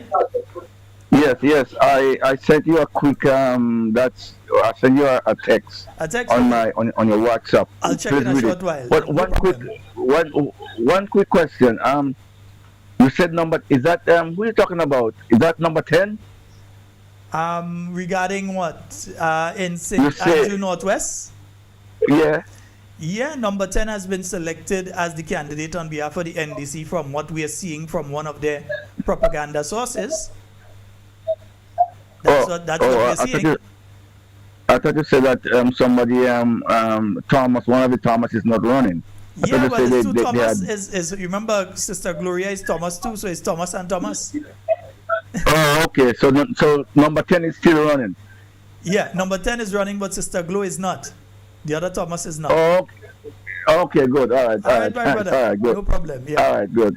Respond to my Okay, I'll do that. Your message, right? I'll do that shortly. All right, thanks. Yeah. Bye-bye. Yes, indeed, folks. To start. And let me see if I can get. Oh boy, what's happening? Hoping that within the next month that will start. In addition to that, we are looking for something in agro-processing that would perhaps involve a bigger group of people, maybe about 40 persons, because this is an area that has rich fertile lands, and we're looking to see how we can coordinate and tie in the agricultural program with, and we have a group of young farmers, very energetic farmers. Yes, indeed, Sister Modest, always looking for opportunities for her people, always looking for new opportunities for her people, yeah, and leading from out in the front, yeah. She ain't leading from in the back, you know, she leading from out in the front. You know, she remind me of another person, because as I say, I could go back in the files and find things on the people who in the NNP. For instance, if I want to talk youth, and all you know, I always have stuff in relation to youth, because I tape a fight myself. So in relation to youth, this was a function we had, Commonwealth Day. We used to bring the young people together and have a competition where the young folks would go, they would find out all the information about a particular Commonwealth country, and then they would provide either the food, the wear of that country, and give some information about it. And we did that during our Youth Pulse activities. So these are some of the young folks from some of the schools that we at the Ministry of Youth at that time interacted with. So small manner style. So this was one of the Youth Pulse, if I remember correctly. This particular Youth Pulse was in Grand Dance. If I remember correctly, small man, only RL vibes. Yeah, he's not a small man. By now, they're supposed to be big man, finished school already. So, but this was some of the work, because when you look at what they call a department of youth right now, not even a ministry, they call it a department or division or something right now, you realize that they had to call it that because it's nowhere to the level of what the New National Party used to do and how we used to involve young people, engage young people, and work along with young people, yeah? And presented to you by the St. Paul's government. And of course, all of this was led by the Honorable Emlyn Pear. You see the different schools sending their youth out there with their different way, representing their different countries, some countries in Africa, Commonwealth countries in Asia, and so on, yeah? And some of the young people in attendance at the activities, I know certain people break out laughing right now when they see themselves there. Some of the young people that attended the different activities that we had, because it was an activity that we had nearly every Saturday. We used to have, we catch you on camera, girl. Yeah, it was an activity that we used to have nearly every Saturday, and that we had nearly every Saturday. And these young people used the opportunity, to come out in positive activities. No alcohol, no music with profanity and that sort of thing. No drugs, no smoking, no anything like that. Just young people involved in positive activities. And these were some of the display tables for some of the... Principal, that you there? Neri? Look, Neri, we?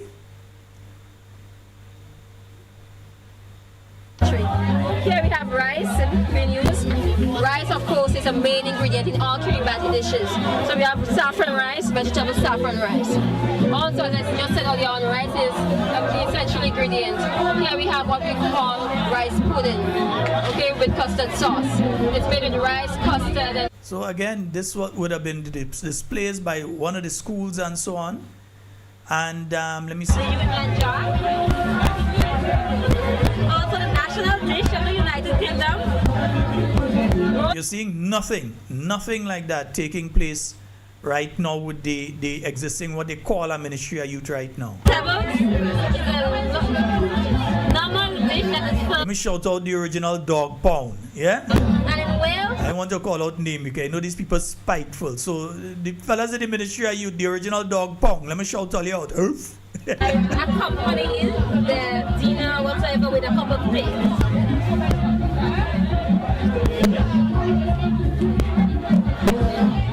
So again, all of this was done under the leadership of the individual who is now the leader, political leader of the new National Party, the Honorable Emlyn Pierre. Yeah?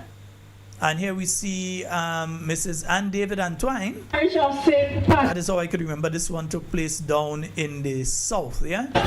Coming in first, Grenada SDA Comprehensive Water Pollution. First place. So you see, you encourage young people to learn. You encourage them to go and read about other countries and different things. You expanded their minds, yeah? Right now you have a Ministry of Youth that always talking, they're doing this, they're doing that, but they ain't doing nothing. So prizes were given to the different schools and so on. Honorable Emlyn Pierre, you're the most pregnant at that point in time, boy, yes. For schools, St. Dominic's RC. Let's hear it for... That is one thing, she never allowed pregnancy to hold her back from completing her job, her task, whatever it is that she had to do.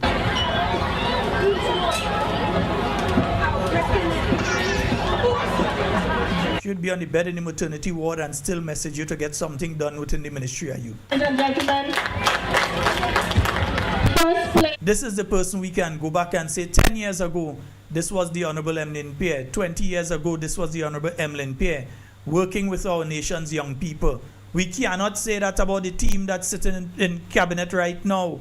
We can't look to them and say these are people who we are sure that's the vigorous youth group I saw coming up there just now. Yeah, these are the people who we can point to now within the new National Party and say they have a track record. I could have shown you Jelani tonight. I could have shown you Nimrod Olivier tonight. I can show you the Honorable Emlyn Pierre tonight and say that these people have done, yeah? And they have not stopped. They continue to work along with our nation's young people. They continue to work along with them. We also have a prize for our Youth Pulse celebrity, Mr. Ballo. Just young people in positive activity. Young people in positive activity.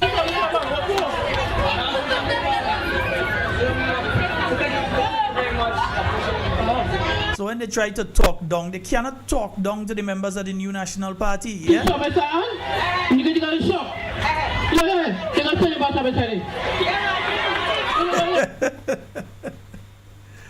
So I said they cannot talk down to members of the new National Party. I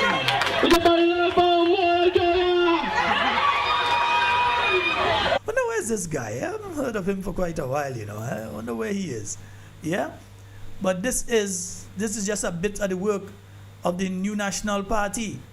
Yeah? That is Elwin Mark. Hello! Where is he seen, brother? That is brother Elwin Mark. Quite in the back of somewhere in Asia. He resides in the US right now. I mean, it's only fitting that they make some more noise for Balu. Say Balu! Balu! Balu! Balu! Just young people involved in positive activity. You don't see those kind of things right now. Yeah, and I know it's made quite a few people nostalgic because there was the Youth Pulse crew, people who used to make sure that they attend each and every Youth Pulse. Yeah, it looked like I'm going until 10:30 tonight.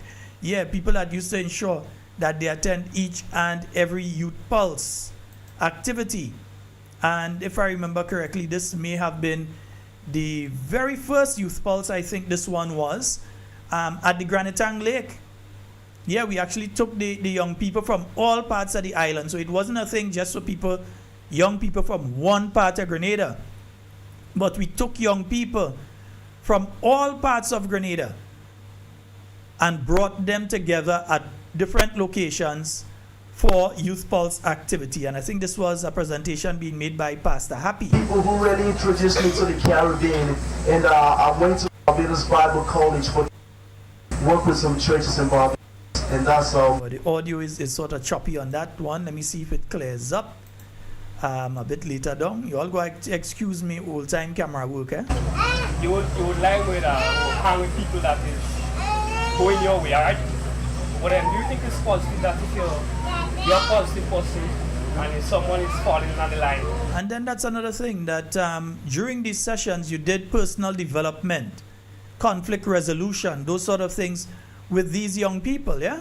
Who are going, and that's why up to this day you see so many of them still involved in positive activities, because they were put on that path through the work of the Honorable Emlyn Pay and the new National Party administration, led by Dr. the Right Honorable Keith Mitchell. You give them a rope, you have to think twice, can I pull them out by myself? If I can't pull them out by myself. Not a beer, no weed, nobody in sit down smoking no weed, that kind of thing, no negative music and that sort of thing. Pastor Happy and his wife, yeah? Really happy to be here with you guys. It's really a good evening. Cool. Oh gosh. It's good to be here. Y'all have a good evening, alright? Joy of the Lord. Come on, put your hands together. Trading my sickness, trading my pain, I'm trading my pain. I'm laying him down with the joy of the Lord. I could challenge the present Ministry of Youth to try and follow the lead now, man, because at the end of the day, it's going to be positive for the young people. Yeah, we know you can't get it. Now I have to come back there, Jimmy. No, you are see there, Jimmy. What kind of dance is that, Jimmy? Hey. T-shirt that is actually going to be selling out.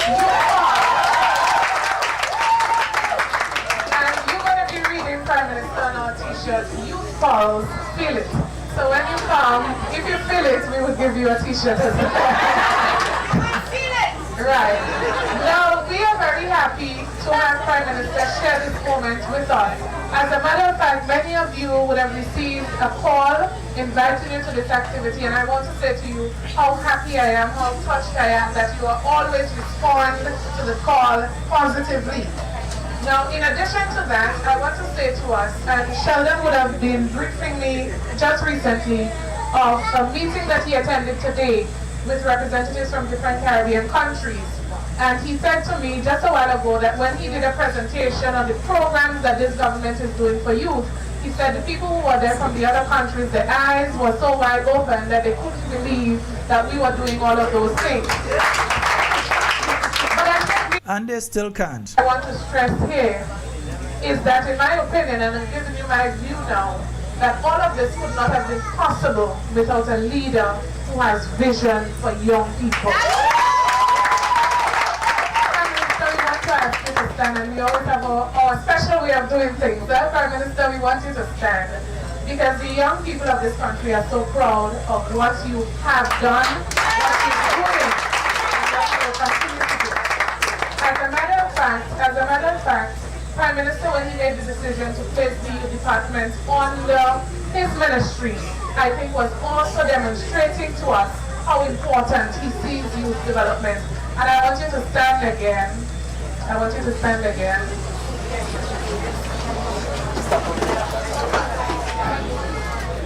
I want you to stand again with me and use this opportunity. And where's Elwin? I don't think my boys can do that. Where's Elwin? Elwin said he's feeling sick, but remember I told you I'm starting the punishment, huh? He went on vacation and took extra vacation, so we're punishing him this afternoon. Where's Elwin? Elwin, we need 3 chairs for Prime Minister. And we want you to lead that as sick as you feel you're doing that. 3 chairs for our Prime Minister.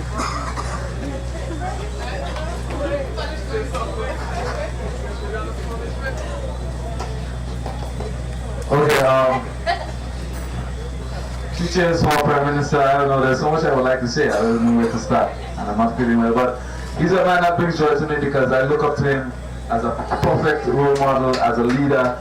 Hip, hip, hip.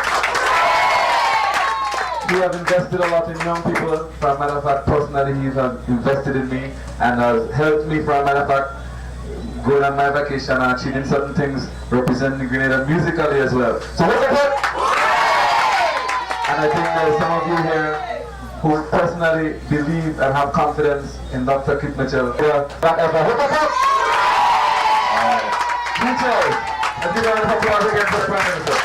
Again, I can go and I can show you all what the new National Party has done. But you have some individuals who want to play the talking down to the NNP, and they have no track record of having achieved anything or done anything for the people of Grenada. I must take it. In other words, leadership in all forms. But the government cannot dump responsibility. In other words, we have to lead the way. And therefore, my friends, I don't know if anyone could criticize programs meant to help people. In fact, the only criticism I would expect from this program, and it's not criticism, you know, it should be how to improve it and expand it and make it even better. That's what we should be saying. In other words, my dear sisters and brothers, no matter what we're doing in life, there's always room for improvement. I know the minister is always willing and ready to accept suggestions of how to improve this program and to optimize it for the benefit of our people as a whole. I was extremely pleased a few days ago when I went to the Crow Show and I saw the young people there in the Mani program, and I went to Bushe Show to see how organized they appear to be. That is a sign of the appreciation those young people are showing for what is being invested in them. And my friends, remember this: whatever you achieve based on initiatives of the youth program is really meant also to help those coming after you. Because as this program succeeds and provide hope for you, and you demonstrate it in a serious, tangible, and practical ways, in effect, what you're saying is the government was right to invest this, and you're saying that the government needs to continue that investment and put even more so that more young people can benefit from a serious program of this nature. That's what I'm looking at, my friends, and that is why I am so much into this particular program, because I believe it is so important for the future stability and development of our country. For me, as you know, it is over 12, 13 years I've been Prime Minister of this country. 13 years is a long time to lead anything. And I feel privileged to have had the opportunity to do so. But you and I know nothing can go on forever. We know this. It means, therefore, my hope is to see at the end of my time as leader of this country that the country continues to be in the hands of stable leadership and committed leadership. And you, the young people of this country, will be the ones to determine that. Because you are by far the vast majority of voters in this country. That's true. Wherever you go, the tide will go. And therefore, you have a noble responsibility to examine everyone who comes in and talking about leadership and wanting to run for office. You have to examine them, my friends. You have to be the critic, because it is your country and it is your future. And I urge you to take that very seriously indeed. That's why I am happy when I see you all here and I see you all doing something positive. Pastor, happy to you. I want to thank you for taking time off to give a message to our young people. And I hope that all pastors of the country understand their responsibility to help guide and motivate and support our young people.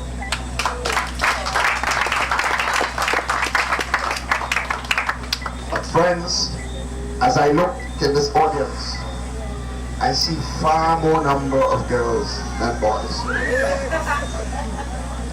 That worries me, because even in the Money program, when I look at the audience, I see at least 70 to 75% of girls.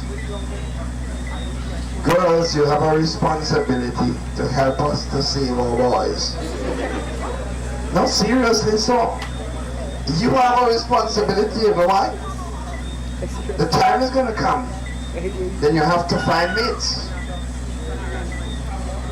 Right? Am I right? Yes, you're correct. So where are you getting them from? You gonna go to St. Vincent? Jamaica? They have the same problems there.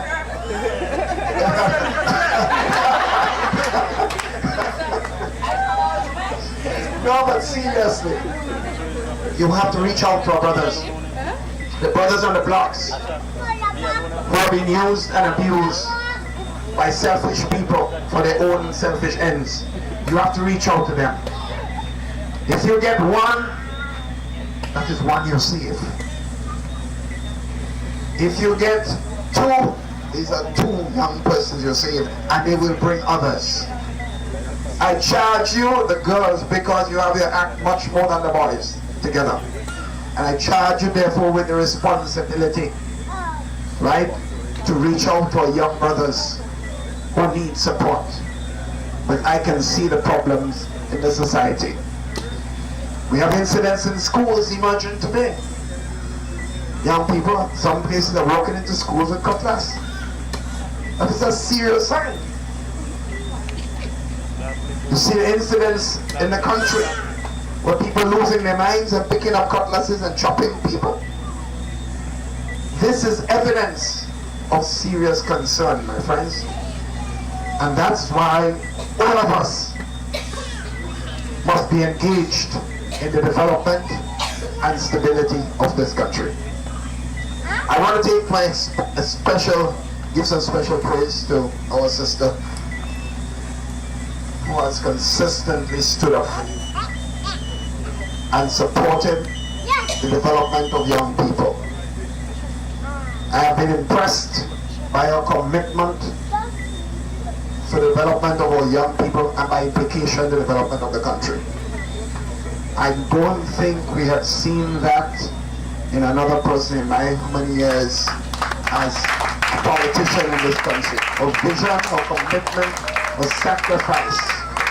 I want to say how much I appreciate it, and you must protect her.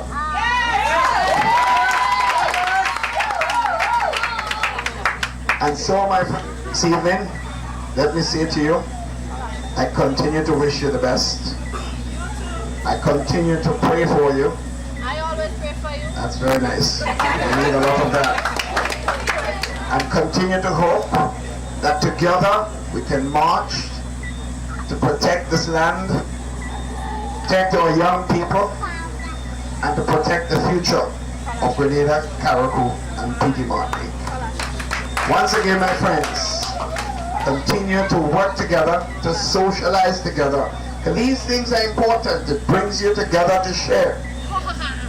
And by sharing, you might be saving some of our young brothers and sisters. So continue to do this, and you can rest assured, when the budget is prepared and delivered in December 6th, 2006, and the budget of 2007, the hope of young people will again be maximized and optimized in actual resources for the development of the Carriacou. Good night, everybody. Indeed, folks. And you know, when Dr. Mitchell promised you that he doing that, he make sure that he put it there. He made sure that he put the money. No, you have to show this. Because there are people that try to give you all kind of false impression that nothing was done for young people, and nothing was done for this, and nothing was done for that. Nothing was done by them. They forget to complete the statement. Nothing was done by them. But we can show you all that was done by Dr. the Right Honorable Keith Mitchell for young people. Yeah, we can show you that. Yeah, indeed. Yeah, folks, and let me see. I think we will go one more. Yeah, we are enough time there. We are 6 minutes, man. We are enough time. I think we could hit our next one there. Let me see where we go. Where we go. Yeah, this one. Where this one is about this for them people and them who don't always like to take a bus in the market. Yeah? This for them people who don't always like to take a bus in the market. If they don't always like to take a bus in the market, we go show them always like to take a bus in the market and them kind of thing. Yeah? Back in the days when you had to take the bus in the market, because you could tell that fella there is a conductor. Most likely trying to see how he could get somebody to fully bus. Yeah? So this is before the construction of the St. George bus terminal, before the work that took place on the market square. This would be before that. Yeah? And let me see if I could just go up a little bit here. Nice, yeah, we coming out from the we coming out from there, man. But nice, yeah. Let me go in the market itself, yeah. Let me go in the market itself, man. I ain't trusting the next thing I'll look at some bad word and all kind of thing they mean.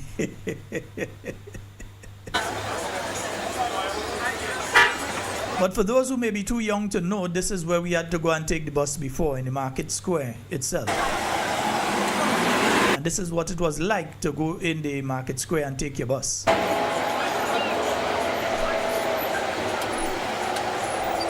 I know that's something some people that's only see in their dreams right now, yeah.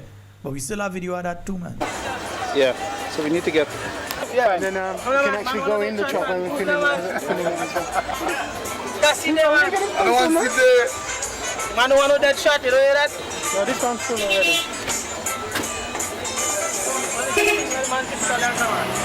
I got it.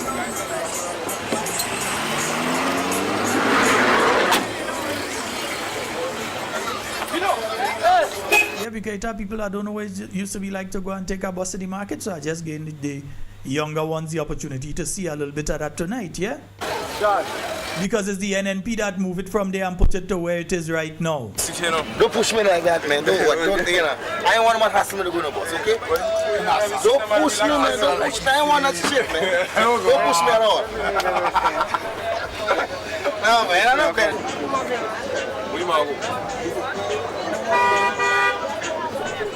Yeah, that was some of all your buses that all you had to take it, yeah, I know, eh? Bring the bubble for the woman here.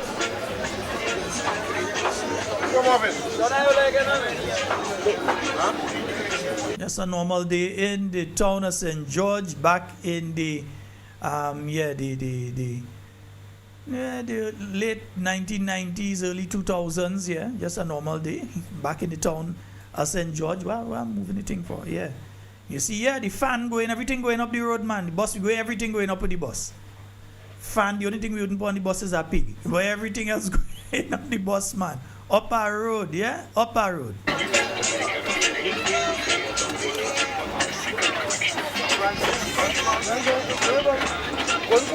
Yeah, juice for me now, like. Look. Yeah, two. One pass behind you. Look, up in the end there. Mix it. What mix? One. Orange and a grapefruit mix. One, two of them mix. Mix it, two of them.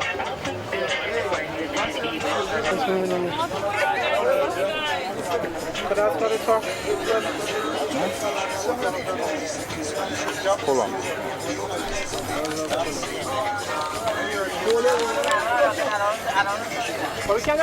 Yeah, sometimes you have to remind people how things used to be so they know that when the things, because it wasn't the NDC went and moved the bus terminal, the bus thing from there and put it over to where it is right now, was the New National Party that moved it from where it is there and put it over to where you're seeing it over by the fish market there now. That was a project of the New National Party That was a concept of the new National Party.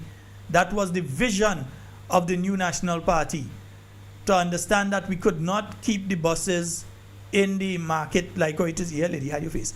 We could not keep the buses in the market where they were there, that you had to move them and put them in a proper place that people could carry. Yeah, that we had to put them over to the bus terminal. But these nights I go show over where people went and pull for the space in the market and that kind of thing. Yeah? One of these nights I go come and I go show that, yeah?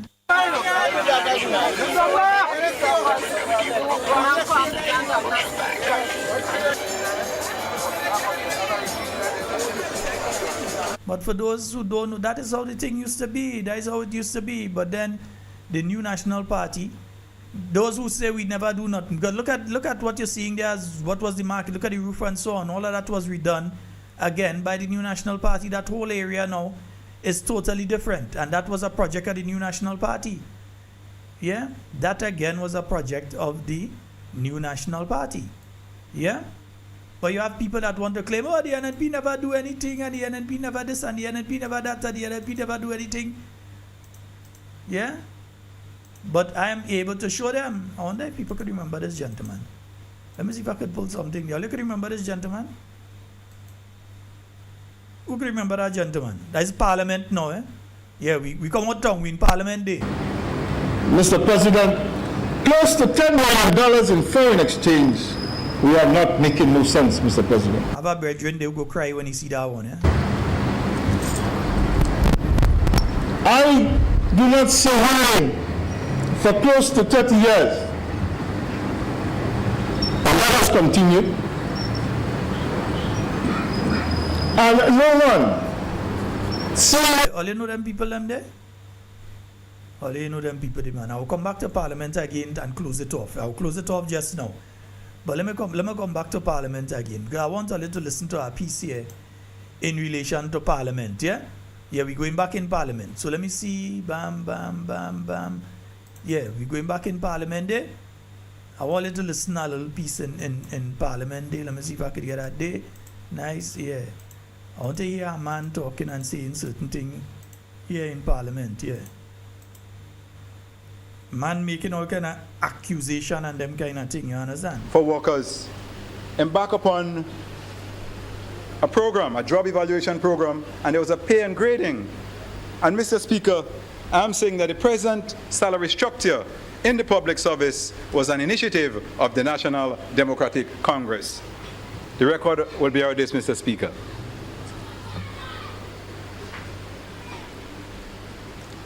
Now let me speed up, Uncle Tilly. Yeah, let go down the road, man. Yeah. We live in a democratic society, Mr. Speaker.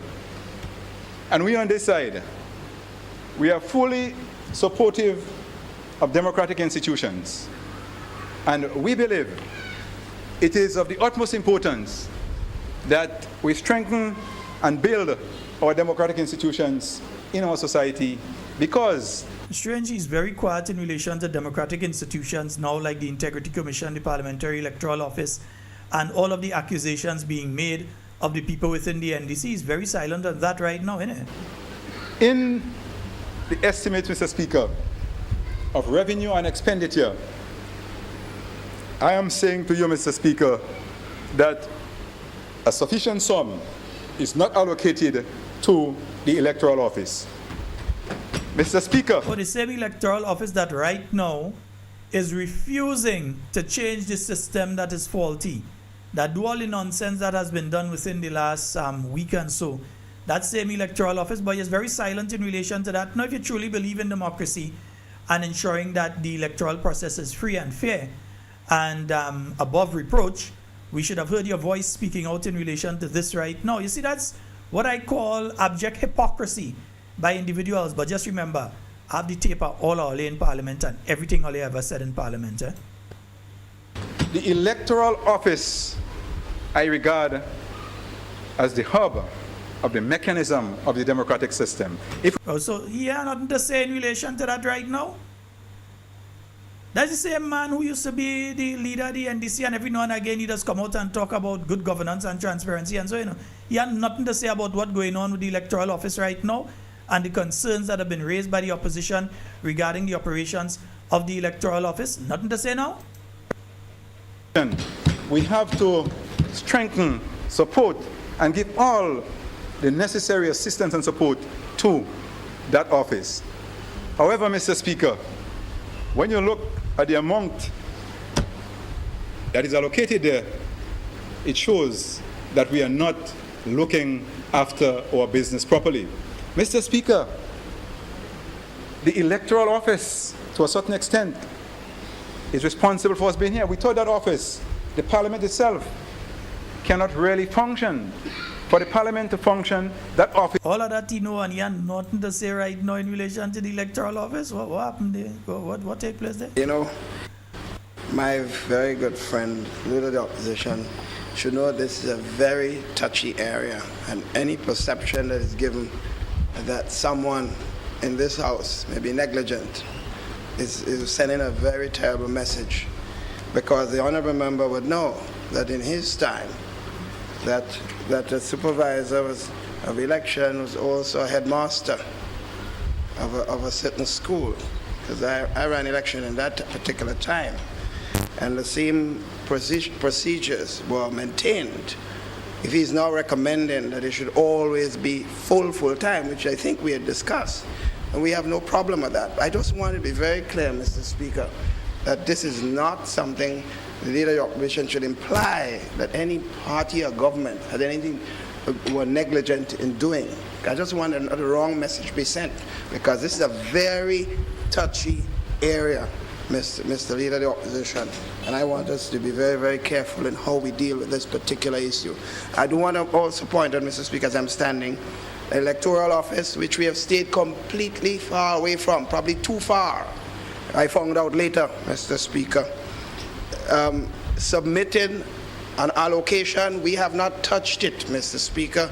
What they have submitted, we have passed. So I just want to make it very clear.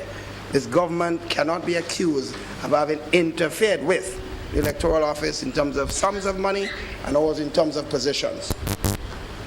And again, that remains the state up to this day with the new National Party and the electoral office, but we know what's going on right now, innit? Yeah. Folks, watch. That's all the time we have for Talking Points tonight. Next week, Friday, we go bring some more again. We will start the rewind a little earlier, but we had to talk about the police tonight and what the police have been going through. Yeah? And the prison officers and the nurses, we had to speak, because you know what? If they speak on the behalf, you know, some of them getting demoted, some of them getting suspended, some of them getting punished all different how. So and if they come out and say things publicly, that is what will happen. So sometimes somebody who could take the blows, like me, I could take the blows, they could say what they want. I could take the blows. Go have to say it on their behalf. So on behalf of the police officers, stop mamagaing them. Give them their just due. Stop mamagaing the prison officers. The nurses, the doctors, stop mamagaing them and give them their proper due. And if it's brooks, you're brooks, and you don't have the money to give them, say that to them. They might be understanding. But don't create the situation where right now for some police officers, you all are owing over 10 grand. Over 10 grand. They are owing to those police officers. Officers don't only get the money, but over 10 grand that they are owing to some of these police officers, people that have to be working tonight. And while we go to bed in a little while and we go to sleep, these people are up making sure that we are safe. And you're owing these people 10 grand and only sending them further on. Well, you're sending them further on, but they ain't fools. And now that they threaten legal action, all of a sudden you all have a response for them. Amazing, isn't it? Folks, as I said, that's all the time we have for Talking Points tonight. It's been wonderful being here with you. In everything you say and do it safe and secure. Want to be speaking to and with you and not about you. And remember, we need your donations. We're going to put up in a short while, we're going to put up the link where you can send. If you check on the YouTube, we put the link inside there every now and again. It's a pinned link within YouTube and Facebook within the conversation. You can see it there.